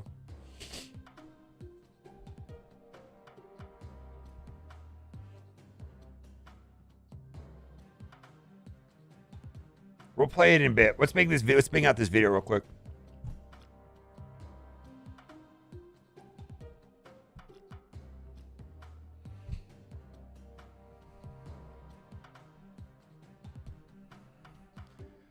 Oh, wow. The data mines are coming in and we're getting a bunch of amazing things from Marvel Snap Zone. Before we get into it, I just want to point out that everything in the data mine is subject to change. For example, next month, the month-long, the Battle Pass card is going to be Hitmonkey, and then the month after is going to be Nebula. If you look in this picture right here, she's a 4/6, but when you look in other places in the game, she is a 1/1 on reveal. If your opponent played a card here this turn, 2 times power and put this in your hand. So who knows? All of this information is subject to change. I'm personally super hyped about High Evolutionary, which it says at the start of this game, unlock the secret ability of all your cards with no abilities, which basically makes these cards very, very, very, very, very different. And it's almost like a Thanos-esque type of deck. It's going to be very different.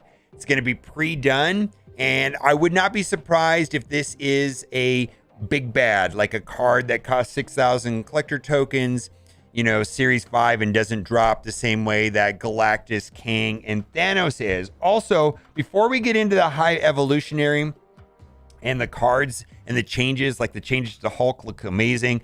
I also want to point out 2 other cards that are showing up in the data mine. Howard the Duck. Ongoing, tap this to see the top card of your deck. That seems very, very interesting, right? You know, then you can know what you're going to draw. I think that's pretty useful. And then Iron Lad, on reveal, copy the text of your deck's top card. So let's see about this High Evolutionary at the start of the game. Unlock the secret ability of all your cards with no abilities. We're going to start with Wasp, on reveal. Afflict 2 random enemy cards here with -1 power. So there's going to be some other synergies with this -1 power in future cards. I think with Abomination, well, I have to go back and look. Then we've got Misty Knight. When you end a turn with unspent energy, give another friendly card +1 power. So that is kind of like a different version of Sunspot. But it won't work with her. Like if you drop her, you have to drop a second card to feed the power into it. So that's like a kind of like a spin-off similar to that of Sunspot. Then we've got Shocker. On reveal, give the leftmost card in your hand -1 cost. So that right there is kind of like a Psylocke, but it only works for your card all the way to the left in your hand. We'll see how that plays out. And then we've got Cyclops, and then that'll carry over from round to round, so it doesn't have to happen on the next turn, right? Cyclops, when you end a turn with unspent energy, afflict 2 random enemies here with -1 power. So if you have any unspent energy, it triggers once, I'm guessing, and this -1 power is going to come up here. On reveal, afflict a random enemy card here with -1 power. Repeat this twice more. So basically, you know, he was just a 4/6. Now he's going to be a 4/6 and then -3. So 9 net power for 4 cost. I think that's pretty good. Abomination costs 1 less for each enemy card in play that's afflicted with negative power. So I wonder how that's going to work with Hazmat and Scorpion. So this is kind of like a She-Hulk type ability. Not really She-Hulk. I'm trying to figure out like death, only like a death kind of ability, except for that it works for 1 less for each enemy card in play that's affected with negative power. And so, you know, these other cards that we looked at, Wasp does something like that. Cyclops and Thing. Very interesting. So it's very often that he would probably cost 0 or 1 or not a lot. And then lastly, we've got Hulk. Ongoing +2 power for each turn. You ended with unspent energy. So I'm trying to figure out, how do you get him out early though? You'd have to get him, man, I don't know how useful that's going to be. Ongoing +2 power for each turn you ended with unspent energy. Holy moly, is that going to be crazy? No. These are actual things. Wait a minute. How does this work? For each turn you ended with unspent energy. So is he going to be just like 20 power? Wait a minute. Wait. Is he going to ramp up in your deck every turn you don't spend energy? Yeah, like on turn 1, you don't spend any energy. Turn 3, 1, 2, 3, 4, 5. Is he going to be a 22 power if you just play him on turn 6 and you play him by himself?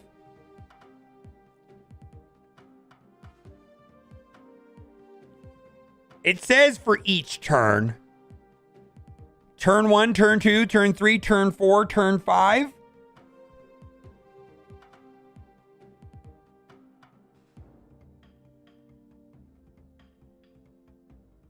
Yeah.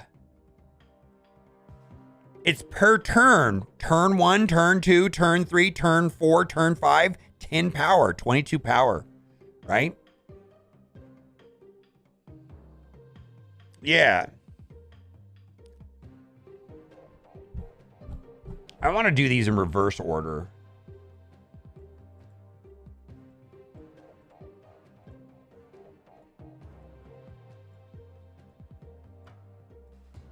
I think doing these in reverse order will paint a better picture.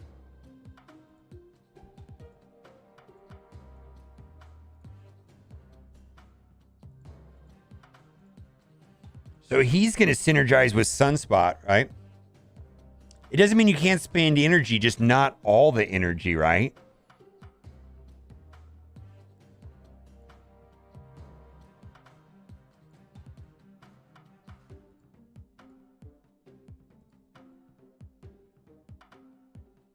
What's up, Jason?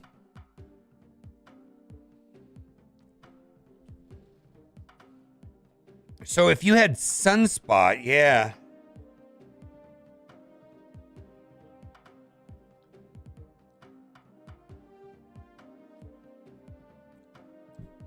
No. It's 2 per turn, 2 total.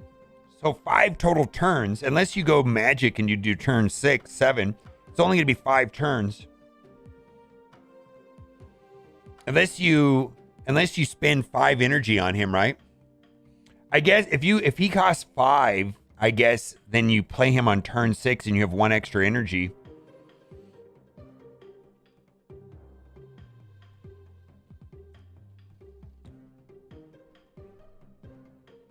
This is not like Sunspot at all.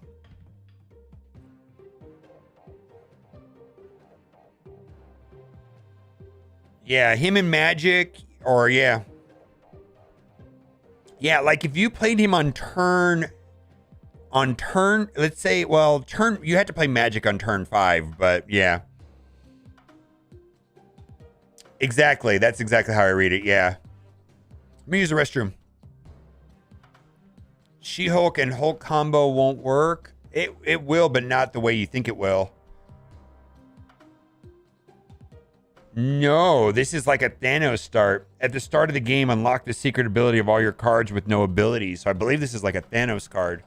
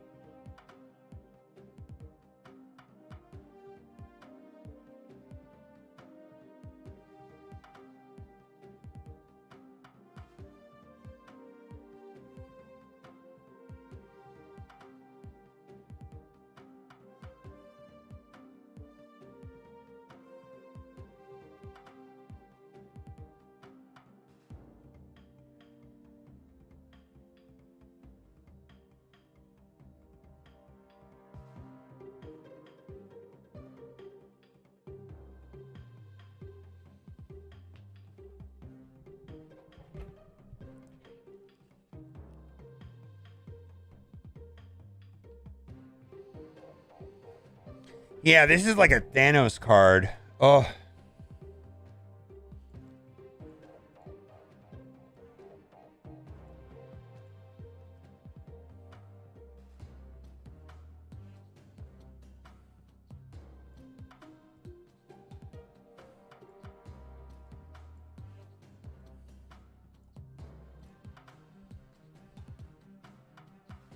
Leech was not only not nerfed, but there was a bug fix that made Leech more powerful.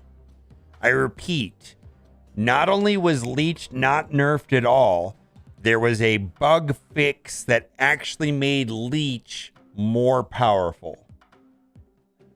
An actual buff to Leech, if you will.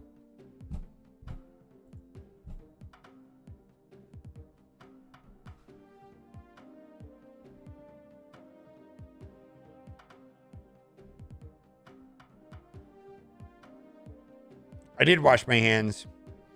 All right, so two things about before Leech, and maybe I can get you to buy in with me in two things to consider when we talk about Leech, and just something that I'm thinking about in my head, and you don't have to agree with me. First, we all need to acknowledge that Leech has been in the game for a long time. And yes, Leech is annoying now. And yes, Leech was annoying with Leader. But what about when those situations didn't exist? I played the game since May of last year, and Leech was not a thing for 6-7 months. In the last, if I played this game for 10 months, I want to say that Leech has always been the way that Leech has been, and Leech was not a thing for 80% of the time that I played this game. That's the first thing. The second thing is that I think it would be prudent, if you really hate Leech, to document your next 50 games and write down that not only the number of games that you're leeched, but also write down the number of games that you lost to Leech. So it would be helpful to know, not in the next 50 games you play, how many of them you actually experienced Leech, and how many of them that the Leech actually caused you to lose, like you retreated. I'd be very curious to see that data.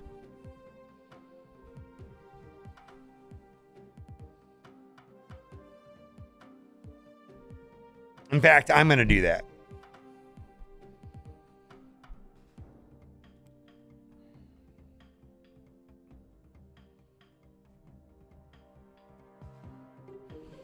And if half of my matches are Leech matches and I just retreat, then I will cry alongside of you. But until I see data and I've experienced it, I'm not going to worry about it, because Leech was not a problem you know, in 8 of the last 10 months. And leech was exactly the same. Yeah, I want to see. Like, I will get on the leech hate bandwagon if it's still a thing. I don't know that it will be. Like I said, in 8 of the last 10 months where leech existed in his current form, he was not a problem. It was not a thing. So we'll have to see. I'm not a leech fan. I just want to put that out there.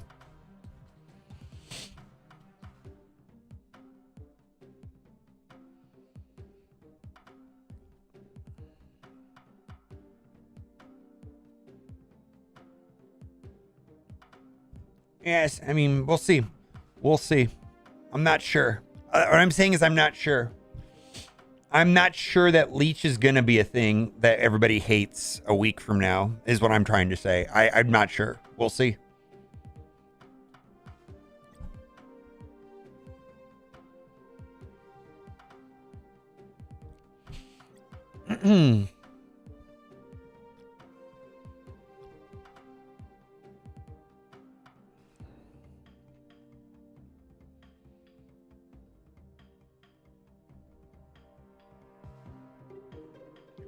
Wow, wow, wow, wow, wow. High Evolutionary looks like he's going to be the next big bad, if I were to guess, meaning he will go into Series 5, cost 6,000 collector tokens, and he will not drop. That has not been confirmed.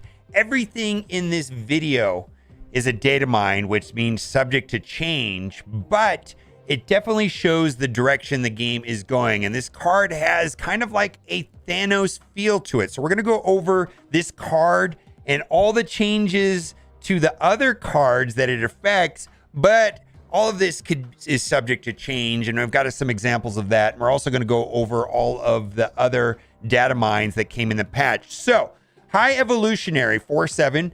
At the start of the game, unlock the secret ability of all your cards with no abilities. So that is going to be like THANOS. So like as long as he's in the deck, these cards will change. We're going to go over all the cards from Hulk down to Wasp. I wanted to start with Hulk because he gets a lot better. Now, this is not like Sunspot. Ongoing, +2 power for each turn. Not each energy, but each turn you ended with unspent energy. So if you don't spend energy on turn 1, on turn 2, you only spend 1 of the energy and you leave. It's basically for each turn. You can only get +2 power for each turn. So let's just say there is a 6-turn game. You play no cards and you only play Hulk on turn 6. Then he would get 10 extra power and he would drop for 22.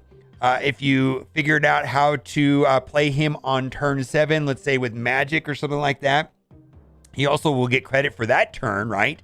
If you play him on turn 6 and you have 1 unspent energy. So it's possible that Hulk could, in theory, if your opponent plays magic and you spend and you only drop Hulk, let's say on turn 7, you could get an extra 14 power, so he'll be 26. This could be very interesting, but I think this is going to be a very impactful, boom, last turn drop. Plus this, we're going to get into the rest of the cards. There's a way of maybe lowering his cost to 5, and so you can play him on turn 6 for 5 energy, have 1 unspent, then he'll be for 14 power. This kind of feels like, the anger builds up. This feels like very in the flavor of what Hulk should have been. Ongoing, +2 power for each turn you ended with unspent energy. So if on turn 4, you only spend 3 energy, that would be giving +2 power to Hulk when you eventually play him. Abomination. Still 5/9, cost 1 less for each enemy card in play that's affected with negative power. And a lot of the cards in this deck, or it's going to be a deck, right, that we're going to go over, do that. I'm also curious how this is going to work with Scorpion. I'm pretty sure it will. How it's going to work with locations. I'm pretty sure it will. And then you also have Hazmat, right?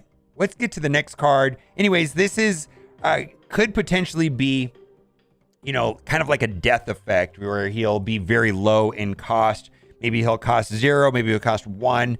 That could be fantastic. Also, dropping 9 power for less than 5 energy sounds pretty good. Thing on reveal, afflict a random enemy card here with -1 power. Repeat this twice more. So if you drop Thing into a lane with 3 characters, it could hit all 3, but I guess it's going to be random. So that would definitely determine the cost on this, because it looks like it's for 1 less for each enemy card. So if this hits all the same card, then it only will reduce Abomination's cost, which is also going to be good. I mean, the unspent energy, let's say on turn 5, you play Abomination for 4. Well, you're still going to get the 2 power on Hulk. Very interesting. Afflict a random enemy card here with -1 power. Repeat this twice more. I mean, this effectively is a 4/9. If you think of it like that, that seems very powerful. Well, it's a 4/6, but then there's potentially -3 on the other side. Kind of like Spider-Woman, right? I wonder how Spider-Woman would interact with this deck as well. My goodness. All right, Cyclops. 3/4.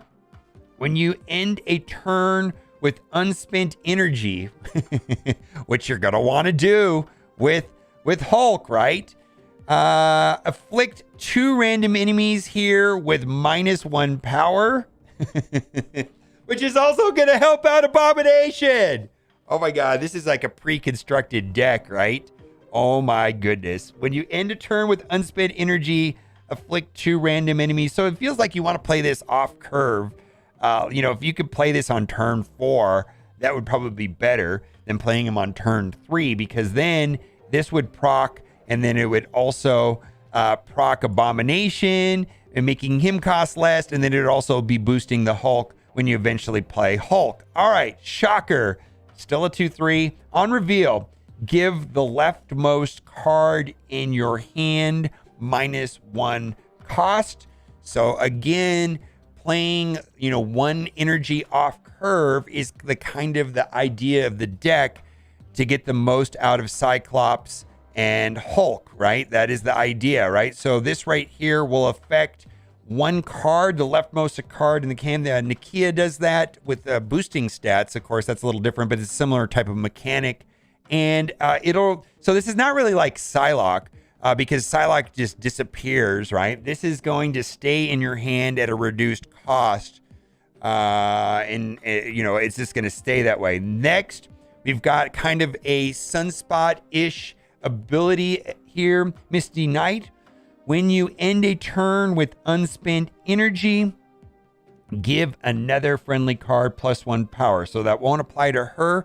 So again, playing this off curve with 1 unspent energy is going to be not only affecting Misty Knight, but it'll affect Cyclops and Hulk. Tons of synergy here right there. So it won't affect her, but you know, if you play her on turn 1 and then you play Wasp on turn 2, or you play her on the same turn, and then the energy could be being fed into Wasp, which costs 0, right? And so Wasp on reveal, afflict 2 random enemy cards here with -1 power.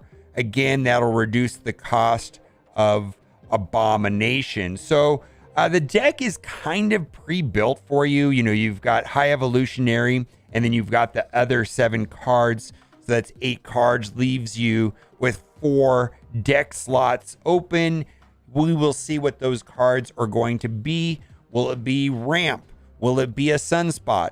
Will it be something that puts negative effects like, you know, Scorpion or Hazmat? I mean, basically it's a pre-done deck. You just have to find the other 4 cards. I'm sure that will be optimized when we finally get it. Also, next month is going to be Hitmonkey for the Battle Pass. The following month is going to be Nebula. Like I was saying at the beginning of the video, all of this stuff is subject to change. For example, if we look right here, Nebula is in this artwork is shown as a 4/6. But when we go into the game files from the data mine, she is a 1/1. I think someone mentioned to me that they thought she was a 1/2 at one point. I'm not sure.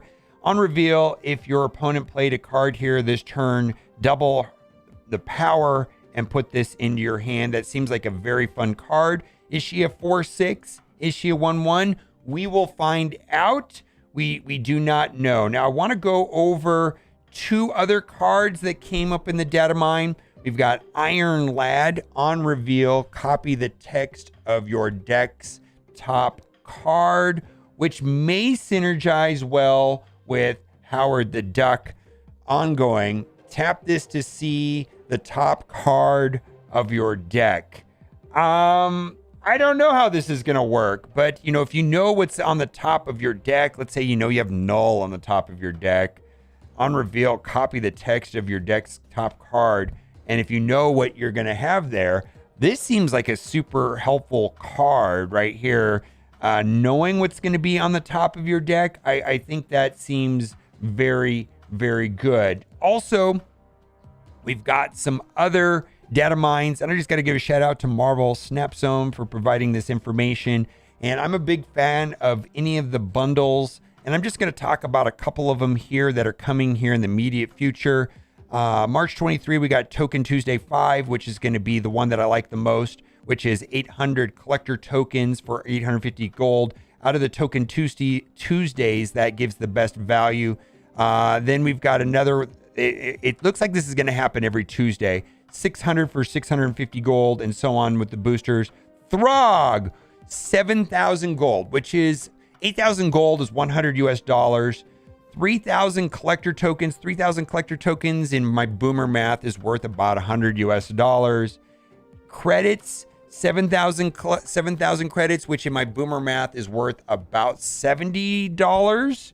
And then you're going to get Thor boosters, and you're going to get the Thor Throg variant. Yeah, that's right. It's a frog. Frog Thor. Hey, man, Squirrel Girl's the thing. What can I say? All right. And then there's going to be some others throughout the month.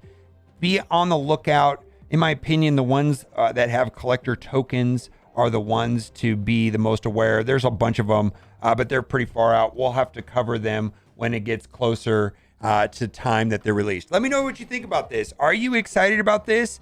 I mean, I don't know that he's going to be a big bad, but this just screams big bad. He's going to be the bad guy in the Guardians movie.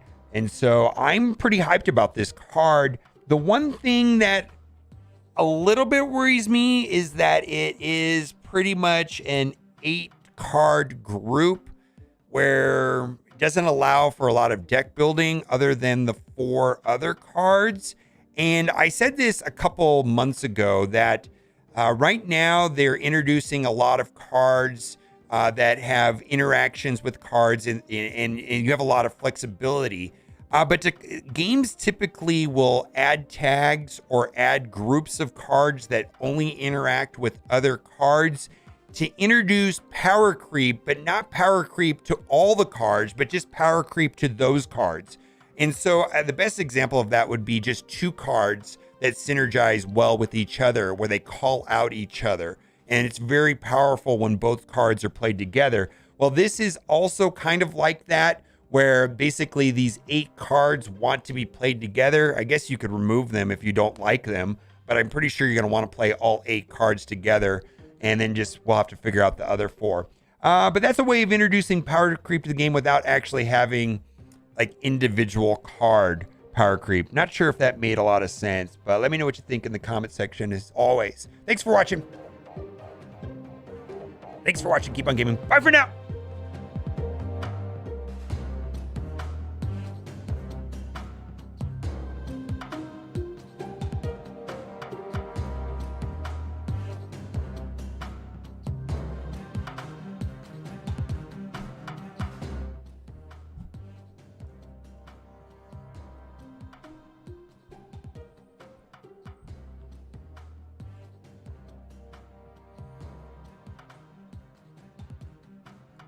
Oof. Oh, we still got to play the game. We've not played the game at all.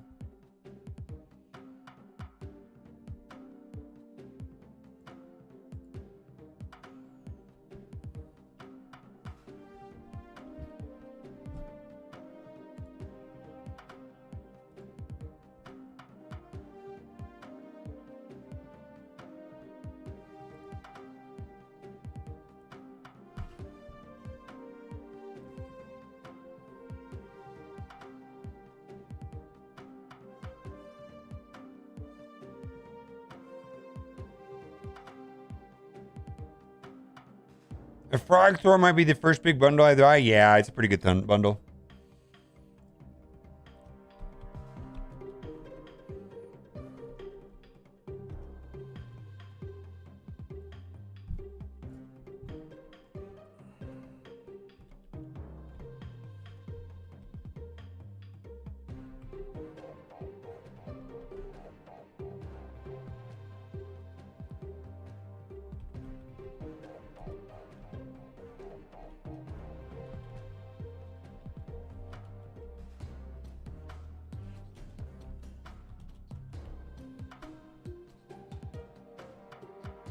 Yeah, the Guardians of Galaxy 3 patch for sure, looks like, right?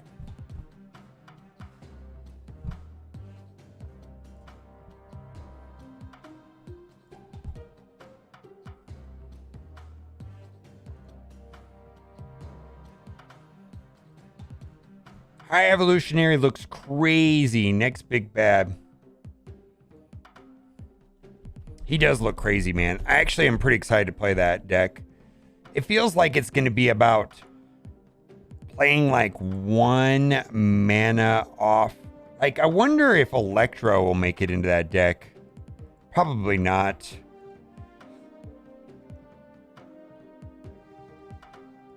But playing off mana, I mean, there's just going to be some locations that it's going to be busted with, right?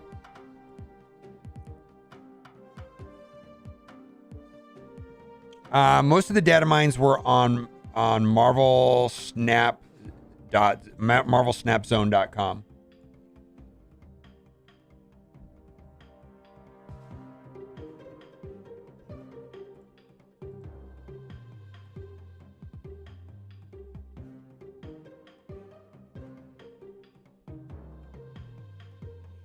All right, we got to make a thumbnail about this.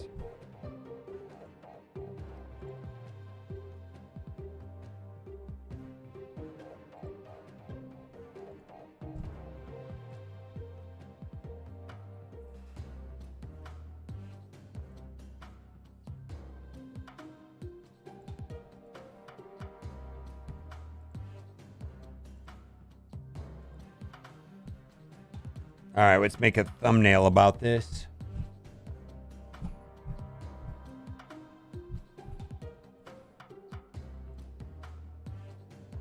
Is high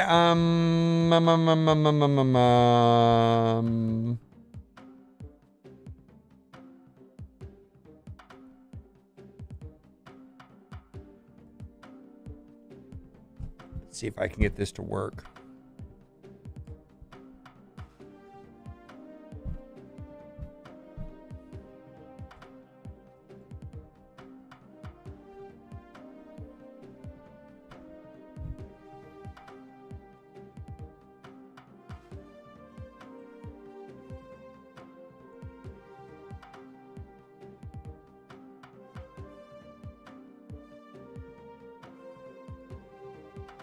How do I want this to look? I wish this was cropped differently.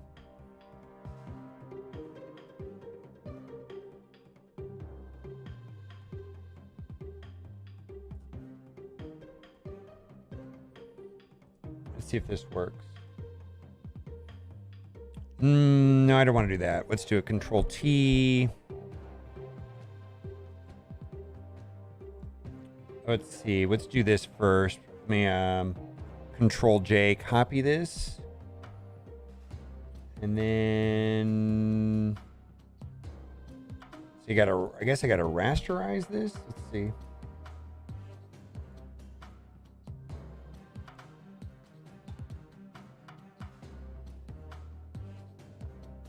That really didn't work well.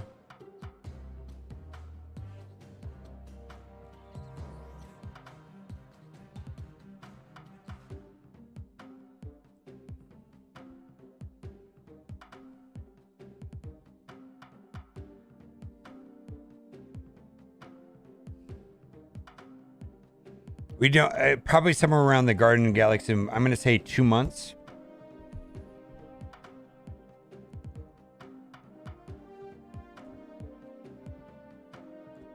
It could be around the Guardian of the Galaxy movie.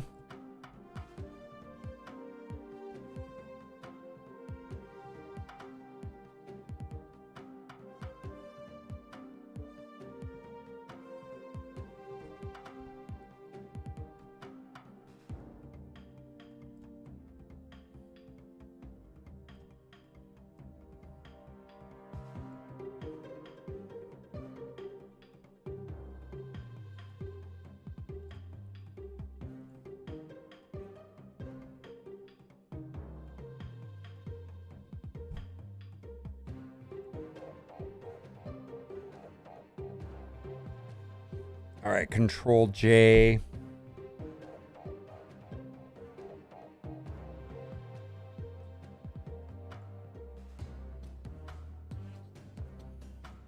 Let's see. High Evolution. Did I spell that right?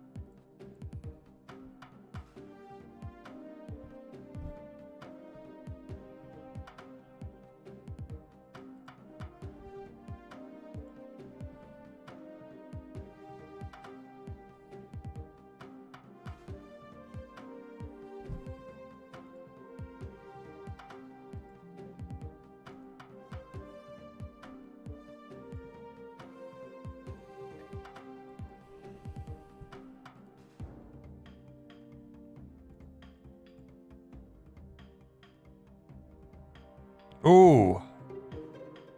Hulk buff.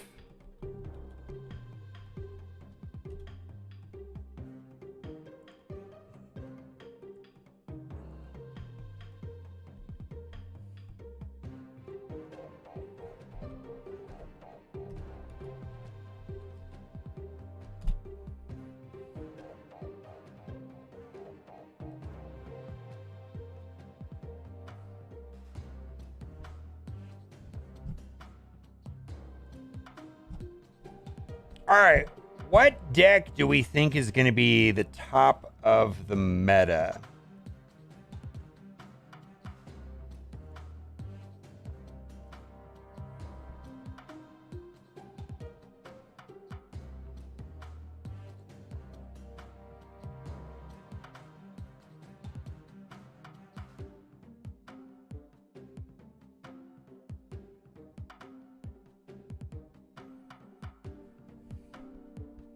Thanos Lockjaw? I don't really want to play that.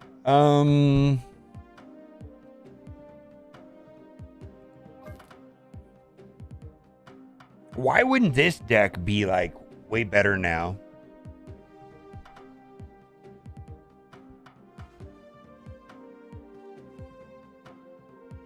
New meta or Galactus, since he'll stay at 6,000 tokens. We need to yeet Arrow from this deck. What do we want to yeet Arrow with?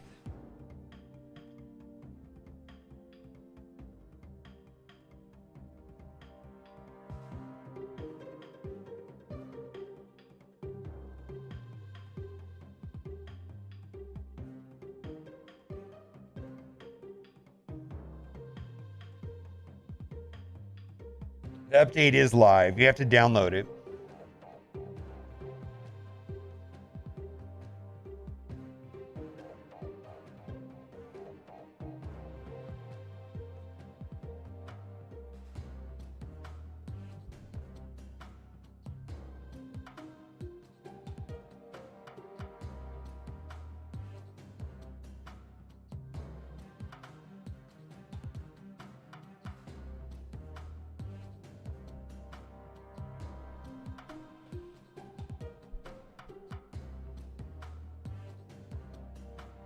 I'm going to put Cosmo in this deck.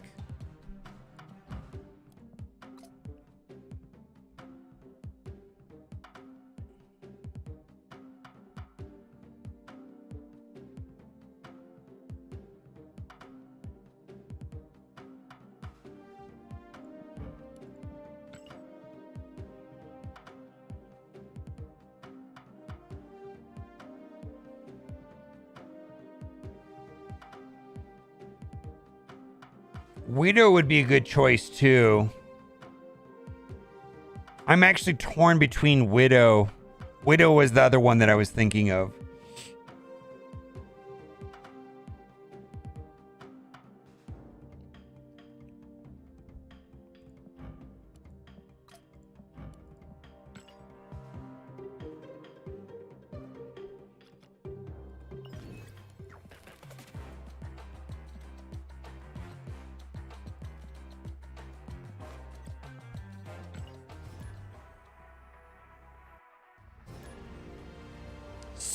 Ooh, White Queen. White Queen would be a way to go too. I actually think White Queen. I think White Queen. That's what I want to do is White Queen. Now that I think about it, White Queen is the way to go. Synergizes with Devil Dinos. Synergizes with Zabu.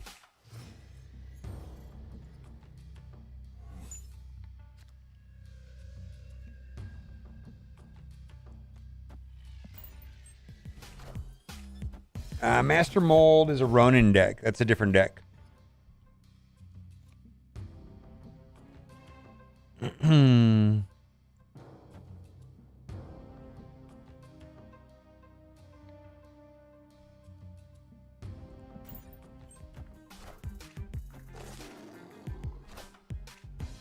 This is a Galactus deck.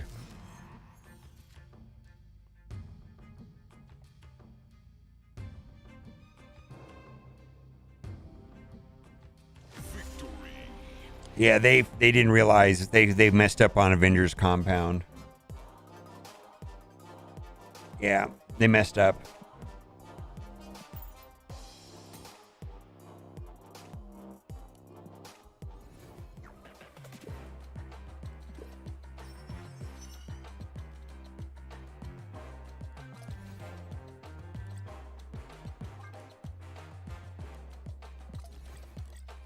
I think I want to do White Queen.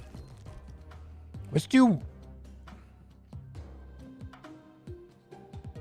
White Queen or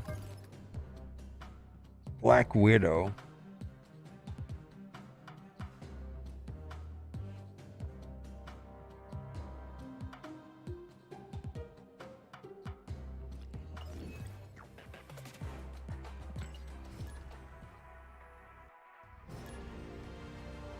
Yeah, Cosmo's a good choice too. I think Cosmo, Black Widow,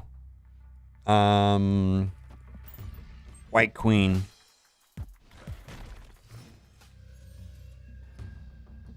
It's just a different deck.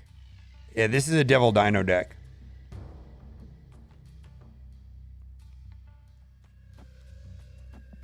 The purpose of this deck is a Dino Darkhawk. If I revisit, want to make a Darkhawk Ronin deck, then that would be just a different deck.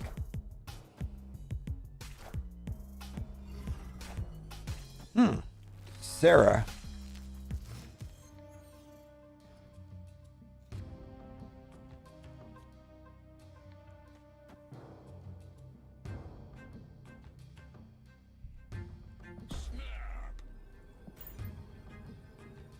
Oof. Series 5 Sentry, I'm so sorry.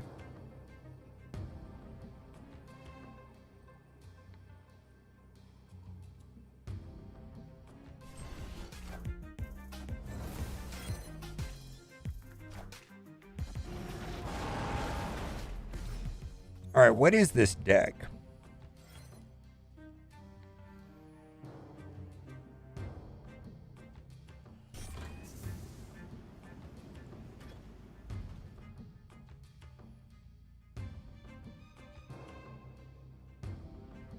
The Darkhawk's going to be more powerful.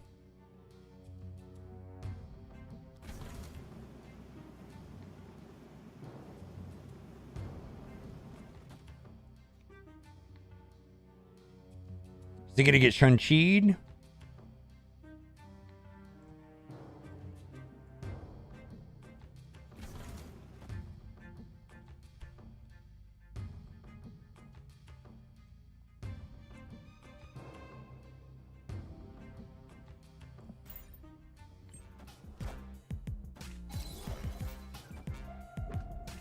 Yeah, it's probably a Galactus Destroyer.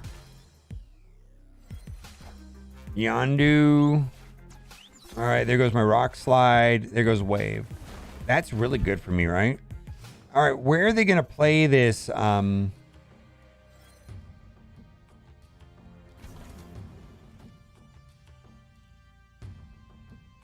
think they're going to play it here.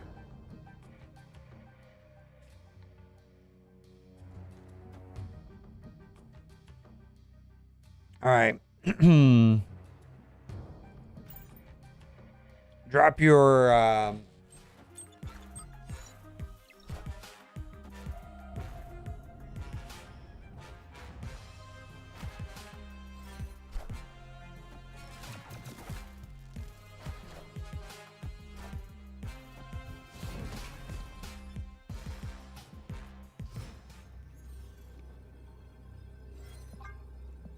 So these are 10 power, right?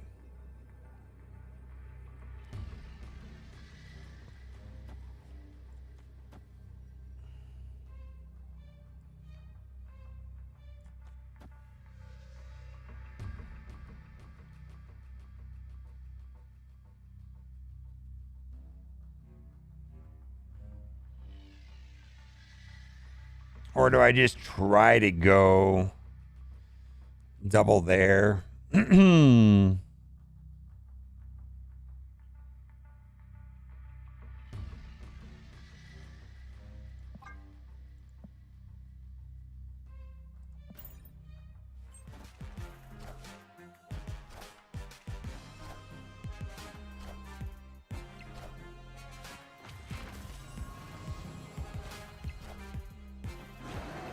How did Shuri get changed? He did not.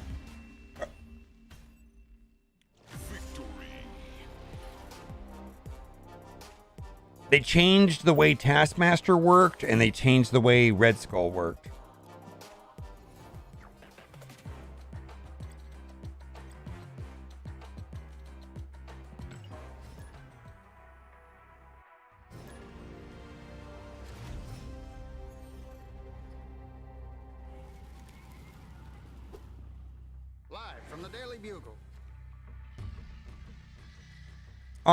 I played a lot of that Taskmaster Shuri deck, and that situation where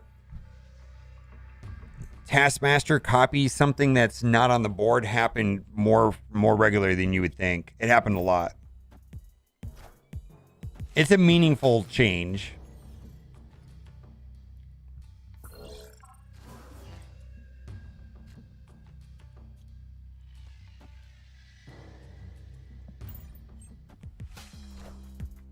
The new Series 5 today is Teenage Warhead.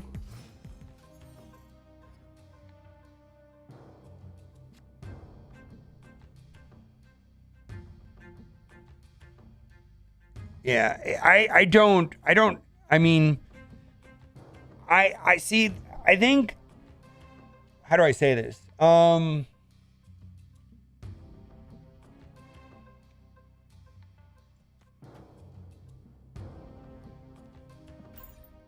I remember getting very mad at the balance updates.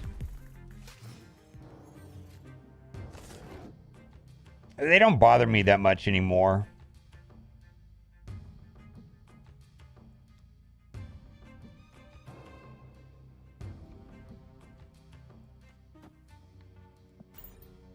I wish they would buff cards.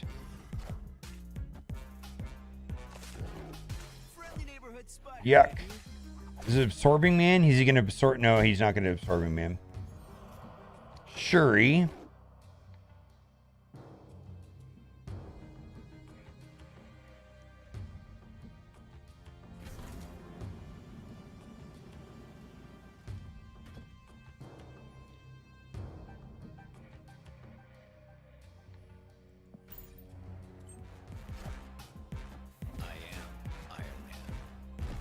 I know, right? I just don't understand why they didn't buff anything at all. Like it perplexes me. All right. We can get Shang-Chi'd and exploded here for sure, right? I'm fully expecting that to happen.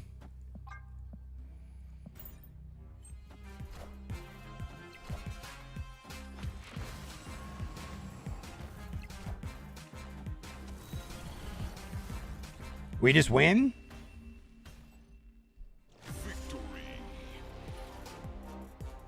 I have Taskmaster pinned. Should I let it go? Okay, if you unpin Taskmaster, you will never be able to buy him again. Because there's no more Series 3 cards to buy. They're eliminating the purchases of Series 3 cards for less 1,000 collector tokens. It's not a thing anymore.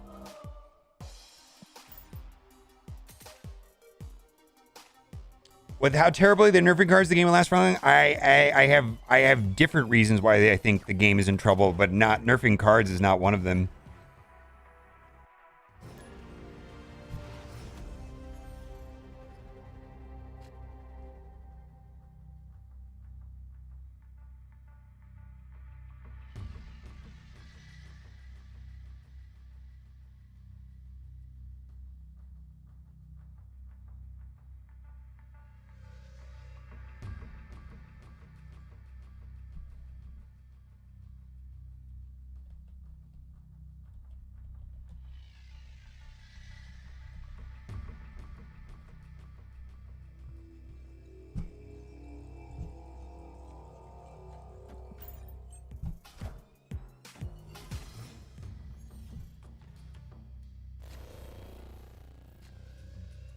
Oh, wait. How many matches have I played of this deck so far?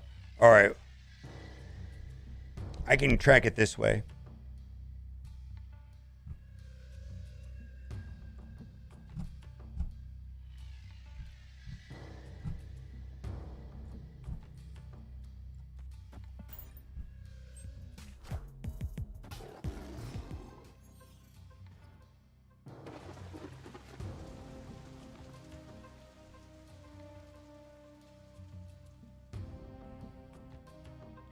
So I've seen other games that did not get Game of the Year that had like 1/10 the player base make more money than Marvel Snap.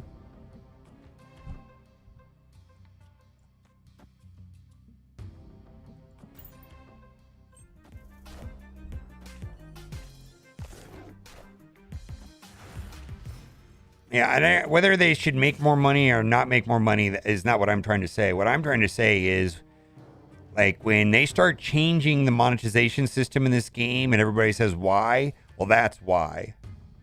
That's what I'm saying. Be ready for it. It's coming.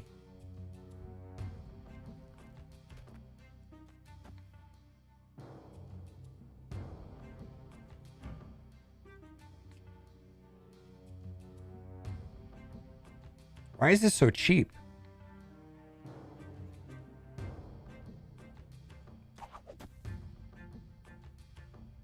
Oh, he's a 4 cost. I got Quinjet and Zabu. All right. Other card games? Less than Hearthstone. I don't know anything about card games, to be honest with you. I would have to go back and do research on other card games. I think Magic the Gathering Arena would be a good game to compare this against.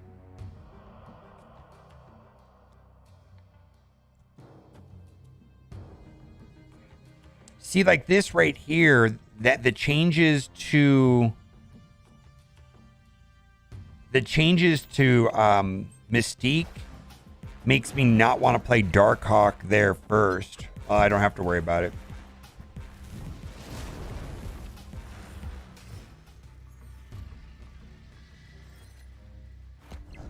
Hearthstone makes 33 million a month with no fees to Disney and iTunes. For Marvel Snap to have similar revenues as Hearthstone, it would be needing to do $60 million a month. It's currently doing $10 million a month. If that helps answer your question.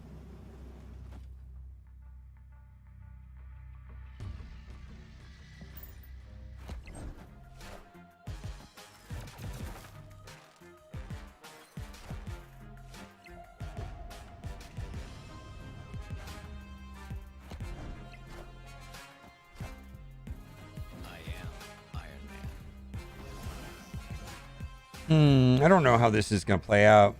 These are only 8 power.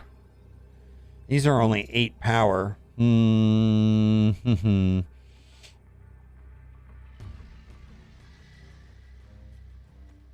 Is that going to be enough?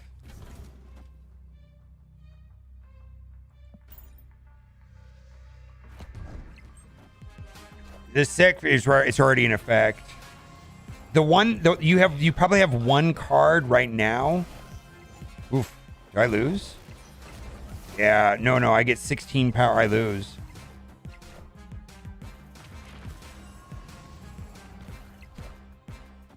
Yeah, those are only 8 power.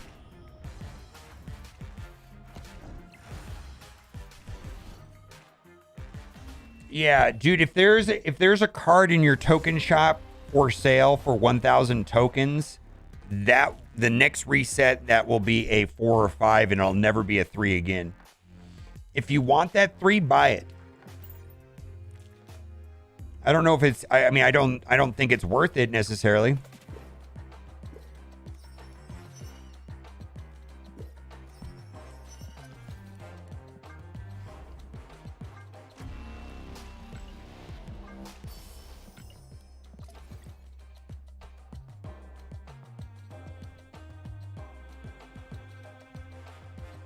Where did this deck thing go?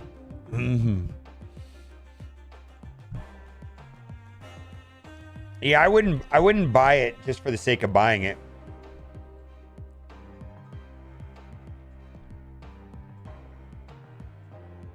Have null in your shop? Yeah. They only will show 4 and 5s. I have Sarah. Sarah would be one of the few cards I would consider buying for 1,000. How come that didn't work?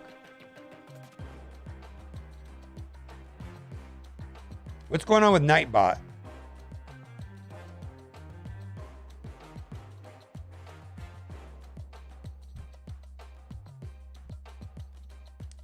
Arnim Zola, do you have Black Panther or Nimrod or something that you want to Arnim Zola and build a deck around? Arnim Zola is a pretty specific card, unlike Sarah. Nightbot is taking the day off, I think. How do I find that link?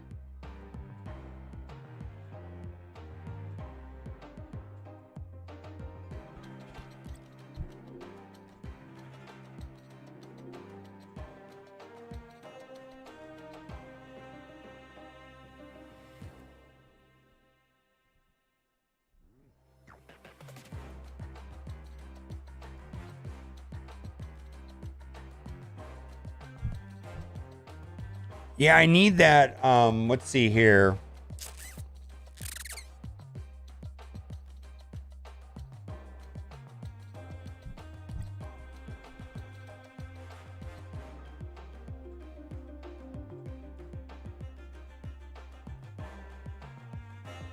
There it goes. There it goes. All right. All right. So the only reason why I'm bringing this up is that we've played 4 games, 5 games today, and we've seen no leeches. That's what we're going to count. We're going to count the next until we see a leech.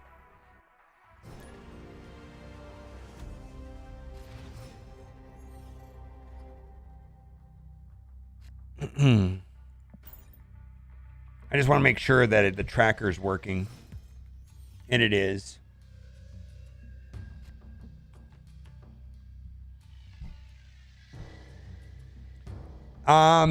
It's possible. Matchmaking is done server side, so we would never know. They could fix matchmaking tomorrow or next week or last week. Matchmaking is not done on the client side, so it's kind of unknown.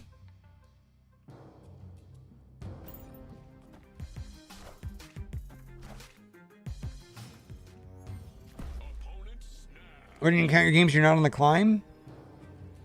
What do you mean?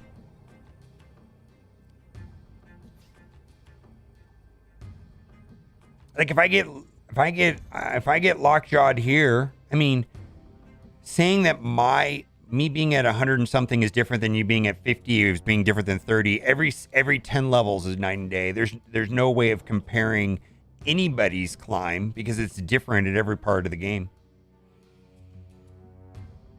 Do I want to play this? I do not. I do not want to play this. I'm already locked out.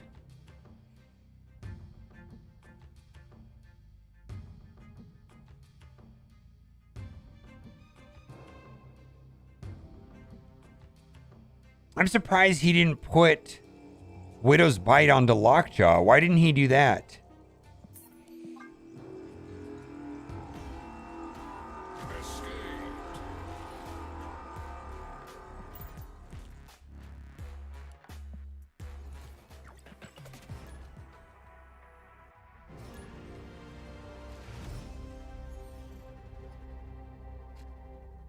Rip Arrow, yeah.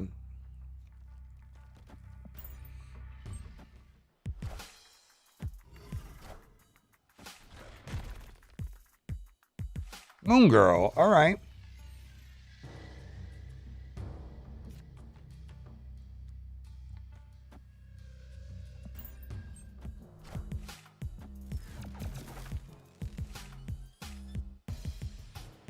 Oof. Yeah, I don't know if my deck is going to do well with Quantum Tunnel, but it was interesting. Let's do Quinjet.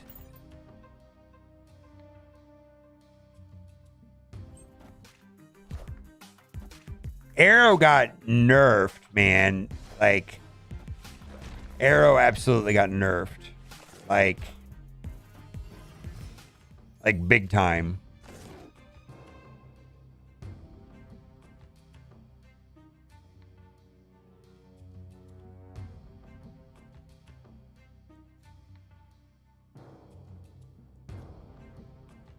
Kind of want to draw a card. I don't know if I want to.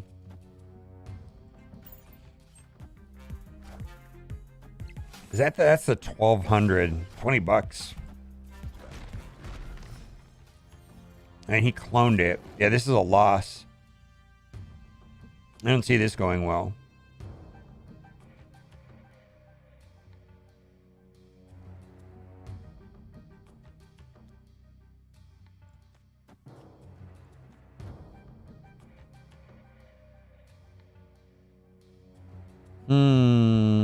No, I need to drop Darkhawk this turn because I can only drop one Darkhawk.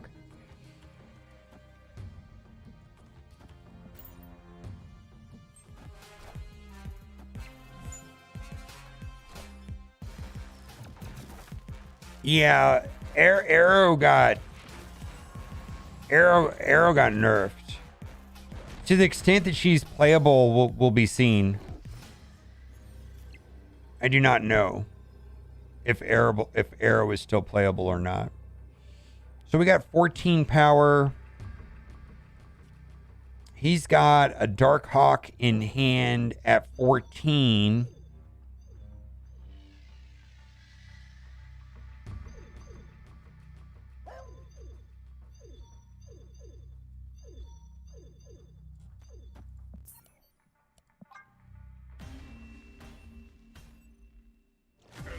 Yeah, Arrow still get used with Sandman decks, right?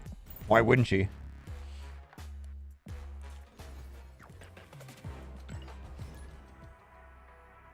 Thanos was probably still good.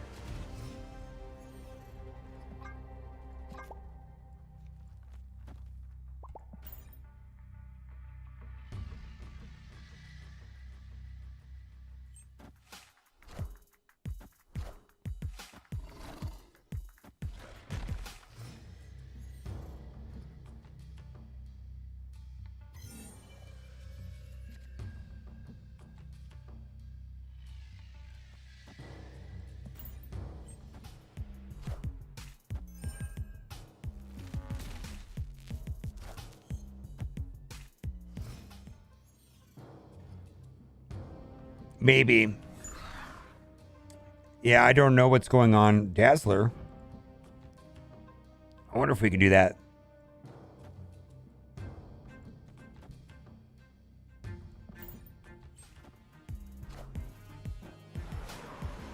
Thanos bounce could be a thing. Bounce deck. Didn't Jeff do really well with a bounce deck in the tournament so far? Arrow still getting played. Ooh, that's a nice one too.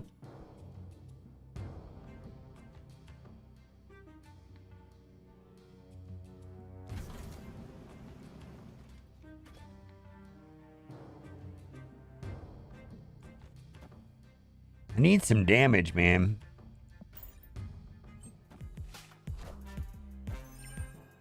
So in theory, they're supposed to be be able to update the patches earlier. There was a problem with their tech. That remains to be seen if that's true, though.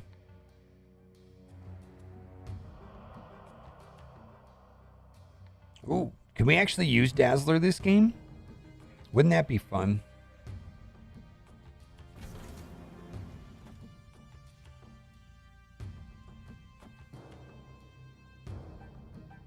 I think Devil Dino Mystique is going to be better, though.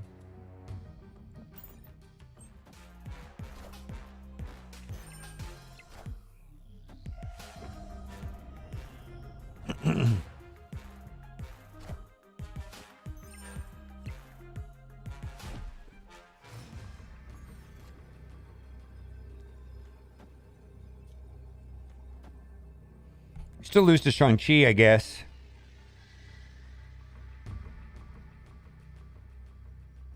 All right, when you go into the Play Store, type in the name Marvel Snap, and then when all the things come up, it may not click on the Marvel Snap icon.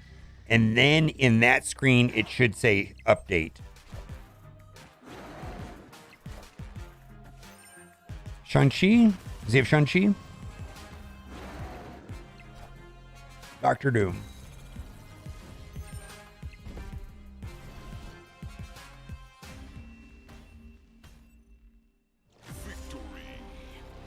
Yeah, I used Jeff's bounce deck last night, and it's quite good. Yeah, I loaded up Jeff's bounce deck. It's good. Right here. Jeff Bounce. It's a good deck.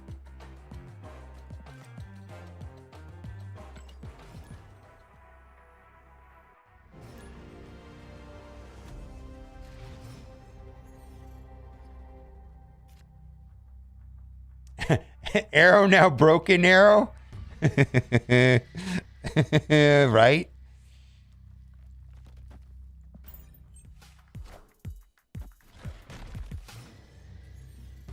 Hit and Kitty and Hitmonkey are going to be sick for bounce. Yes, I think I need to get ahead of the bounce meta too. Yeah, the bounce meta is going to be bonkers, guys.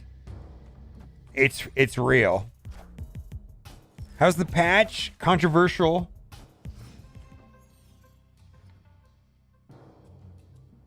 Yuck.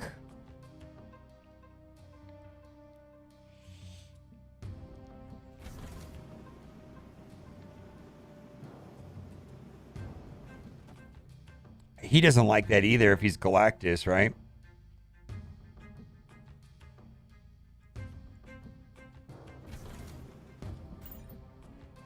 Bounce key card is Beast Falcon. Beast mostly.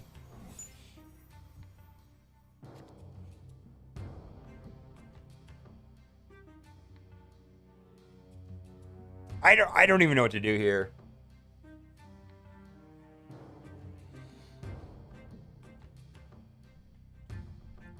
If he's got a Wong deck, then he's probably playing like Doom at a minimum, right?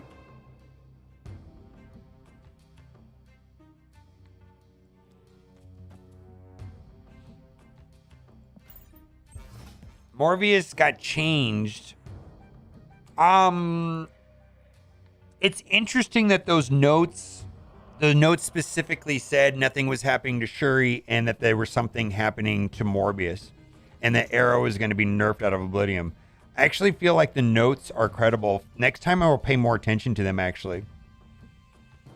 I feel like those notes largely were accurate. Yeah, this is nothing.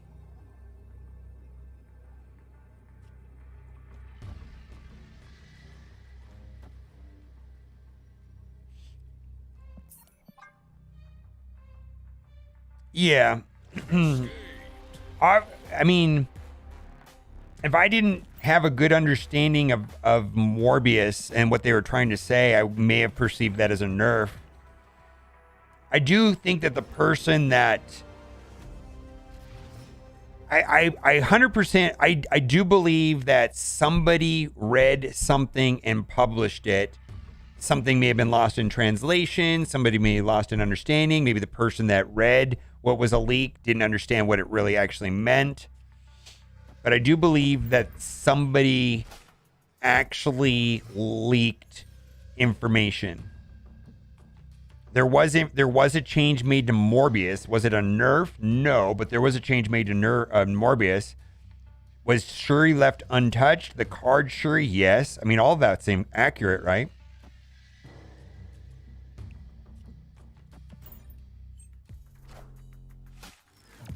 Yeah, I feel like they had access to information, but they didn't understand what it meant, or they don't understand the game. Like whoever published that information. Yeah, I think that it was a credible leak, though. Next time I'm going to pay more attention to it.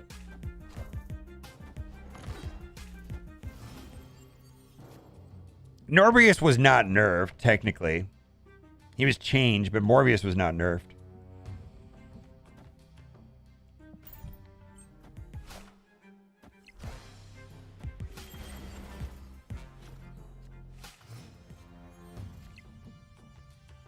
What do we want to do here?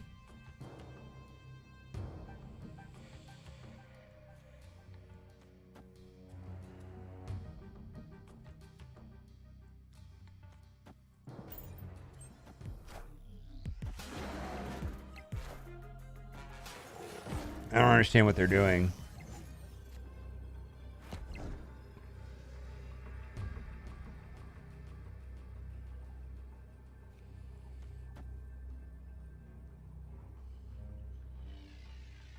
I mean, they could Shang-Chi over here. So how do I get...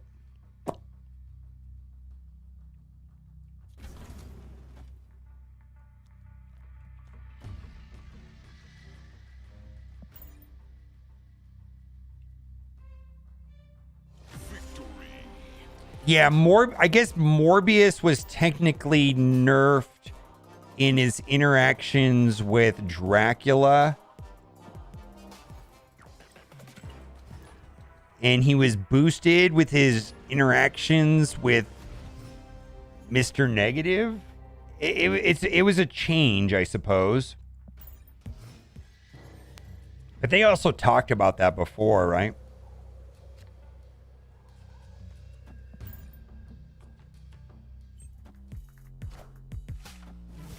Yes, but like normal interactions of Morbius are largely left unchanged.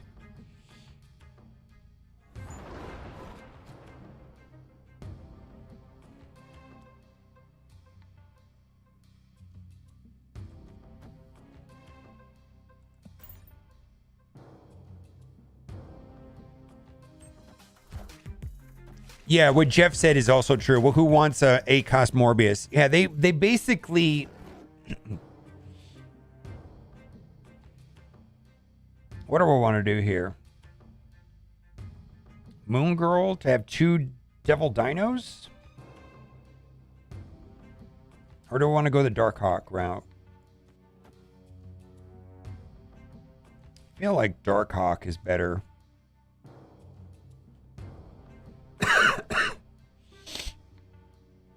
Let's do Disruption.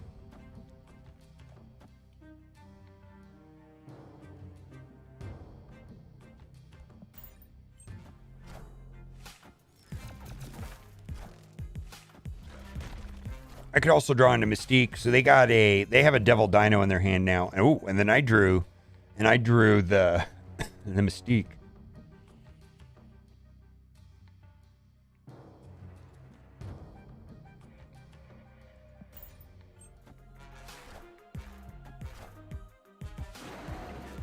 Nobody plays Mr. Negative Morbius in the same deck. I was talking about a hypothetical. In an absolute technically Morbius was nerfed because he will be a 0 power if Dracula discards him. So I guess technically Morbius was nerfed in the deck that plays him.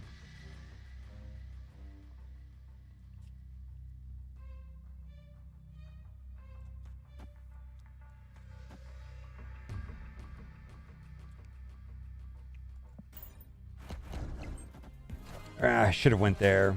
I didn't play it right.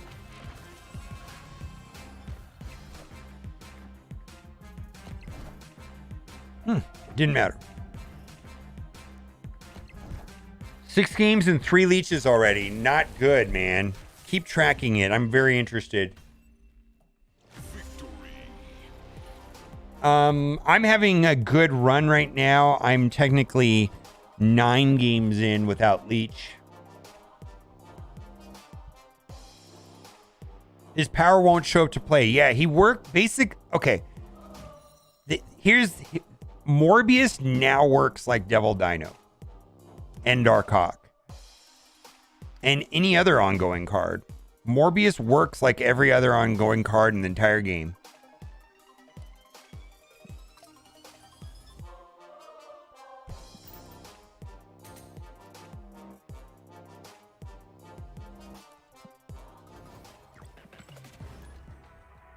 You gotta play leech to get leech. I know, right? Someone said they got 50% leeched, though. That's not good.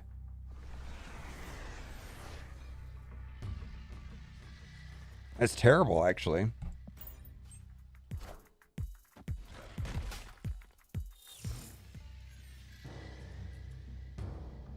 Yeah, you can see how many cards you've discarded right here. Like, you don't need to have that on Morbius.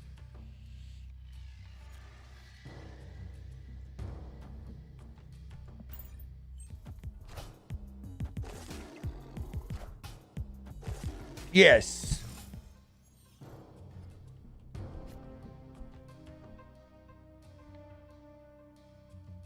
Quantum Tunnel. Ugh.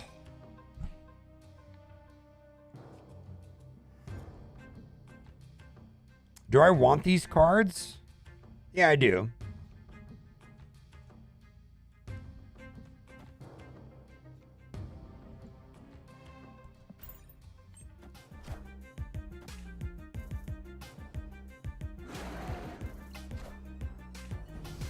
This worries me that leech is going to continue, though.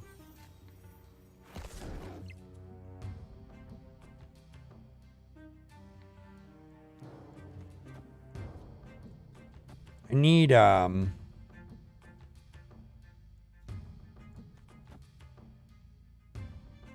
to draw into Dark Hawk.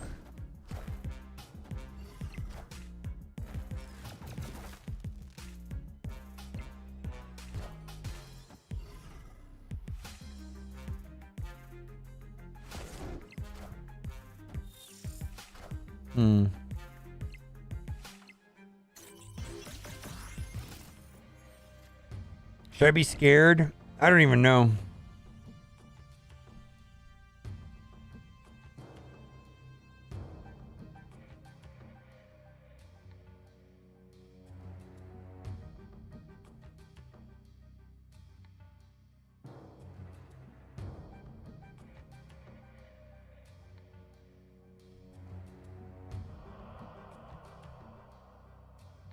Really? Discord or Twitter?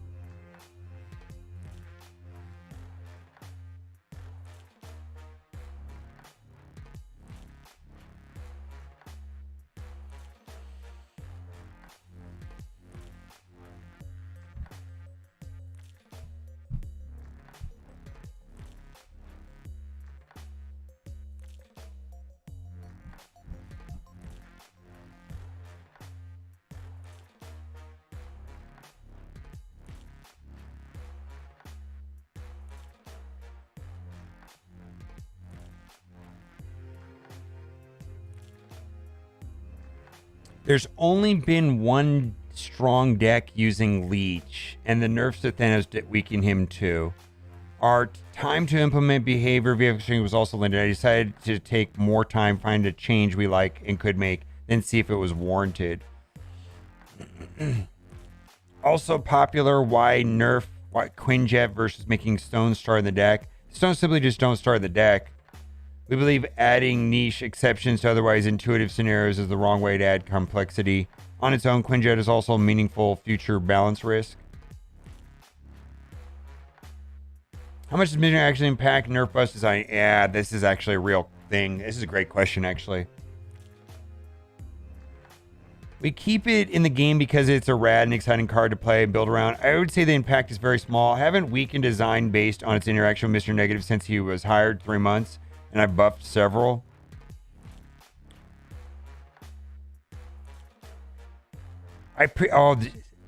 Everybody thinks I'm crazy and I bring up Sunspot.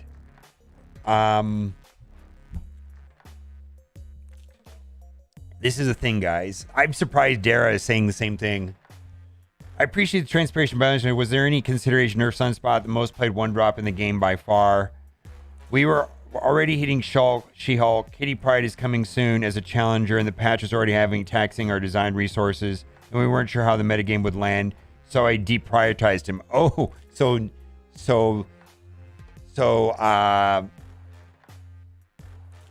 Sunspot was on the radar.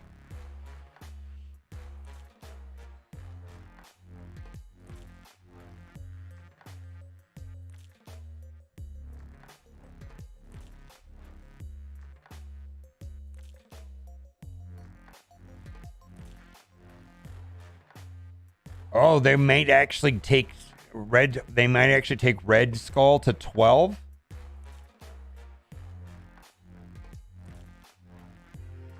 Shuri and Zero are both strong performers, and so the flash damage was intentional. Shuri doesn't have easy balance knobs. The available ones all risk ruining the card, which we want to avoid. We're testing this approach to her deck and taking more time on Shuri internally.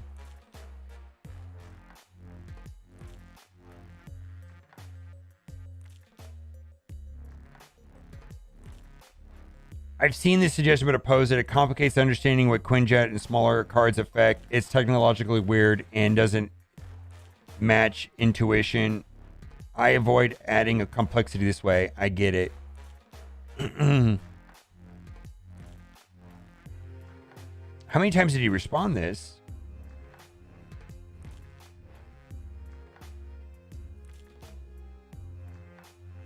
When you're coming to second dinner, would you be in the spotlight answer question from rabid fans? Do you still enjoy the part of the job, or to get one by?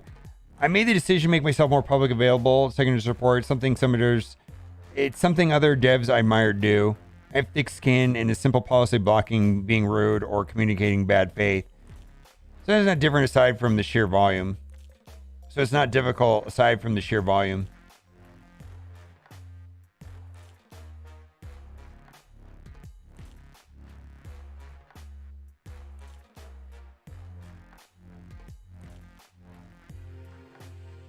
Next, I was nervous with somebody who completed Series 30 games 16 times behind where I would be if I was getting average 400 tokens at 100 dead. Are we getting tokens based on or collecting or the difference? Sorry, I'm not familiar with all the systems. Answer question on the top. We're searching them. I won't be able to do that today. Oh, he actually does not know about...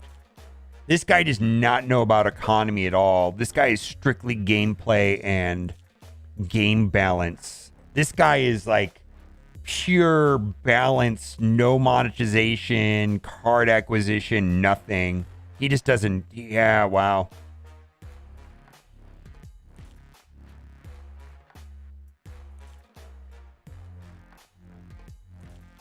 I generally okay, what about nerfs? I generally prefer subclass nerfs, but the turbulent nature of Zabu and Thanos metagame made me reduce the variables in play, improve how we gather data. We have plans to debuting buffs and future updates, so stay tuned.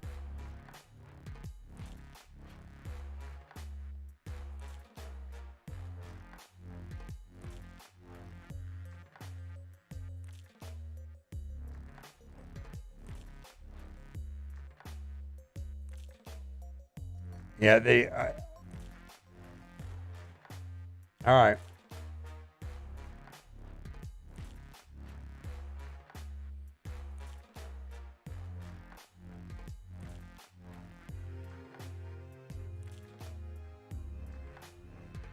Also, Eric question: the patch notes to say want to keep his Galaxy check, but now can play zero cost bypass. She-Hulk decks still output consider high power, no longer properly mitigated. Is this intended?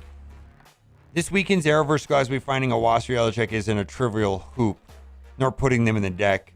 We want to be we weaken She-Hulk. We prefer Air. I think actually, like now that I thought about it, a Galactus player is more likely to play King than Wasp or Yellow Jacket. Like, if a Galactus player is actually worried about Arrow, they would just play King, right? If they have King.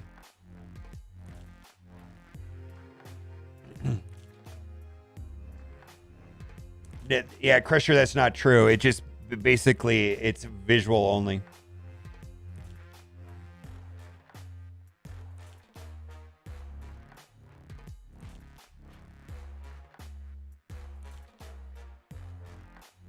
Sounds like Zabu and Surf are more impactful than the game that we ever imagined. I do agree.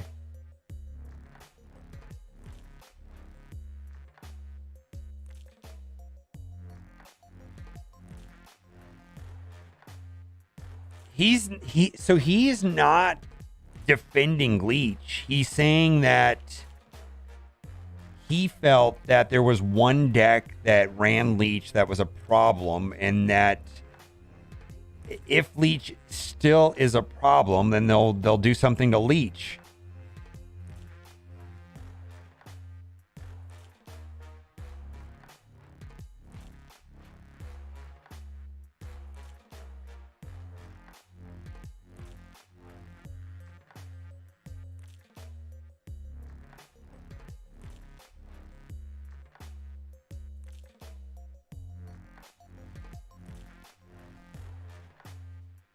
This is interesting. The playing field doesn't need to be level, but it does need to be reasonable. I need to heart these ones that I've read, so I know that I read them right.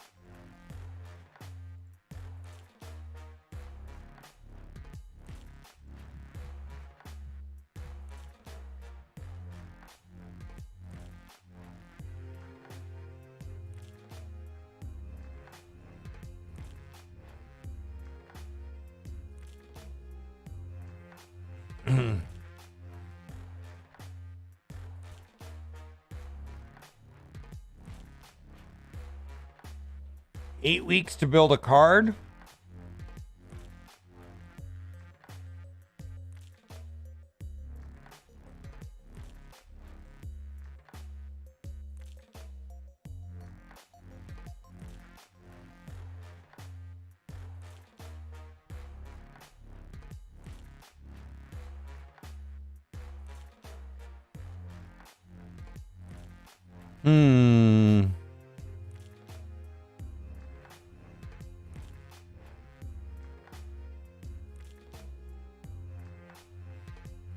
All right.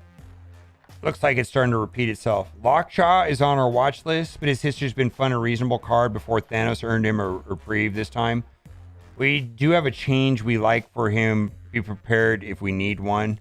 We generally don't expect to make many more costs that cost zero. All right.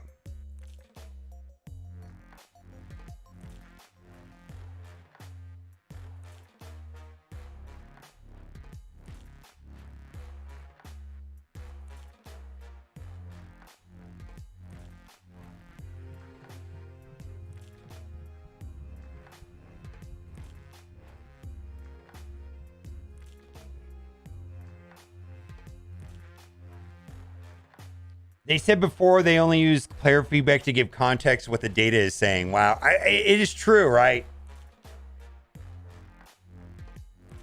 he very clearly stated that he's a numbers guy, and when they see a problem with data, then they look to the community to find context to what the data is showing, and then they equally weigh the feeling and the data, but they're looking for the data first. He's a numbers guy.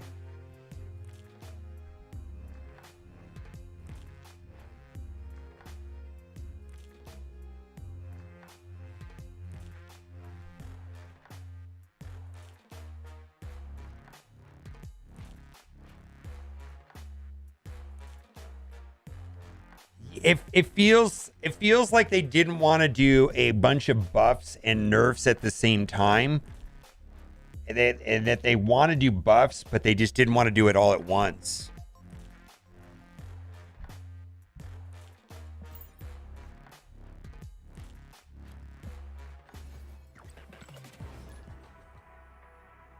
Someone reach out to Cozy.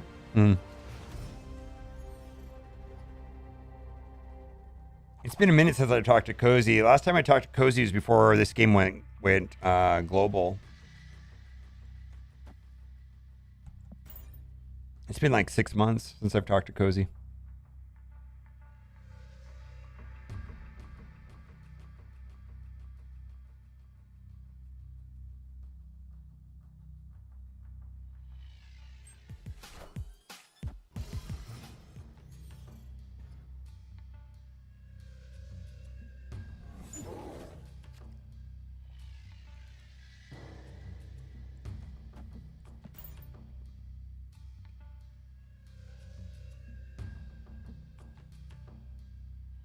Really? Deathwave with Valk? I hope it works for you. I'd love Valkyrie to have some sort of viable, meaningful play. She's a very interesting card.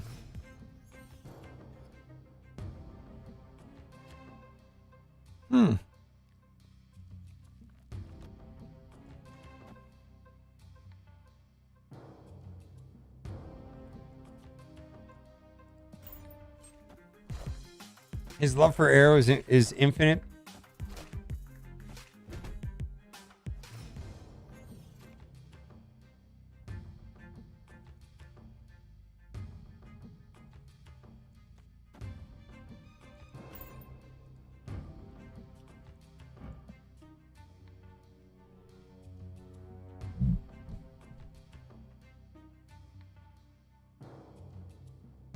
Oh, did Negasonic hits the game in... Wait a minute. Is there still a problem if you're live when the game... Is there still that... Like, do I need to shut the game down? Is that still a thing?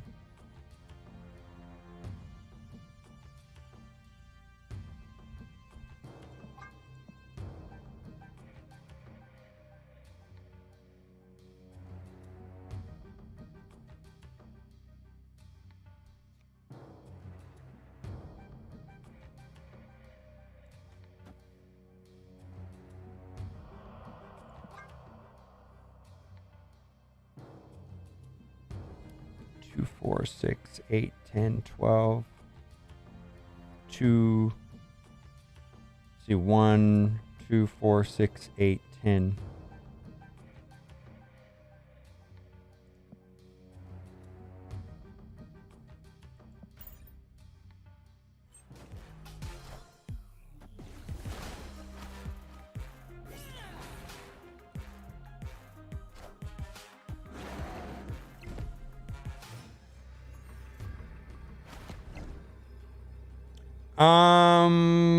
I don't know if you should do Sherry or Darkhawk. I think they're both very good cards.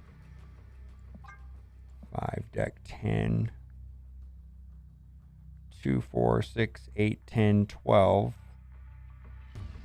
Wait, 2, 4, 6, 8, 10. So we got 10 for the Mystiques. Oh wait, but I can do this.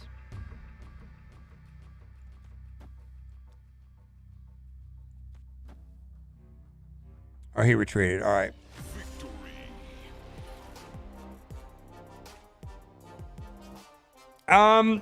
It's too early for me to give like strong recommendations on what cards are going to be best and optimal. I feel like Shuri can be played in a lot of decks, and I feel like Darkhawk is a very strong but kind of boring card.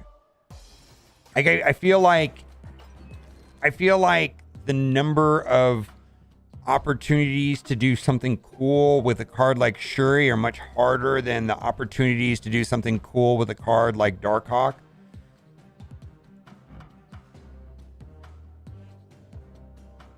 I mean, Darkhawk is nothing but stats. It's kind of boring.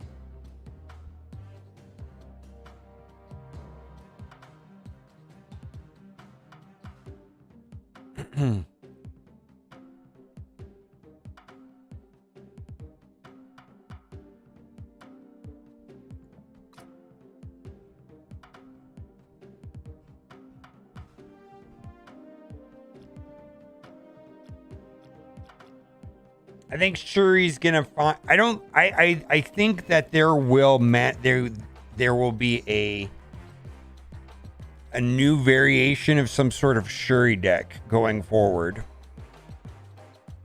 Update is live, yeah, it should be.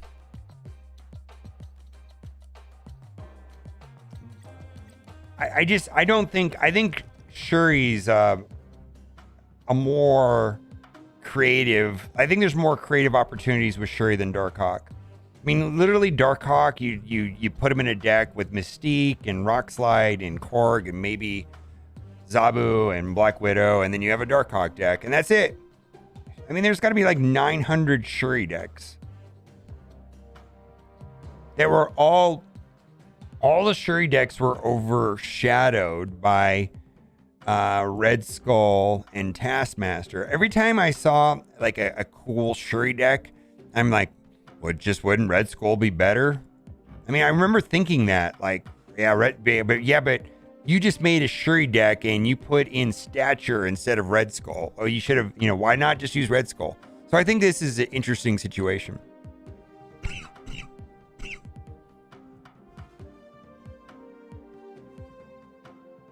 Hopefully Negasonic will increase some viability to Nimrod.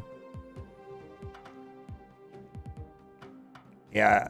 So my question is this: do I need to close out the game and not be live?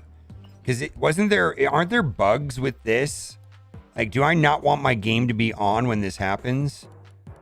Or is that still a thing? Does anybody know? Or do they fix that?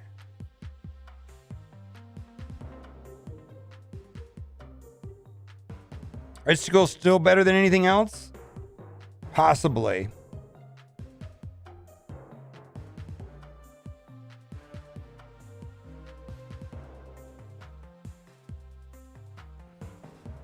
Sentry? Well, he's a Series 4.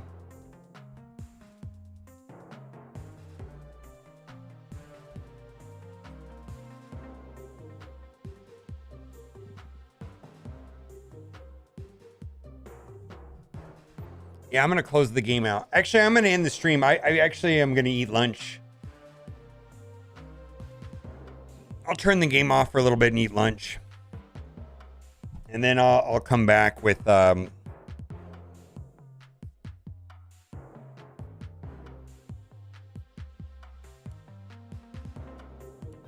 been playing Super Scroll lately and actually very much like him. Like, if this deck right here, this deck build behind me up here becomes a thing, I think Super Scroll might also become a thing. It's just if we pivot to an ongoing meta with like Darkhawk and Devil Dino, Super Scroll could become an important card.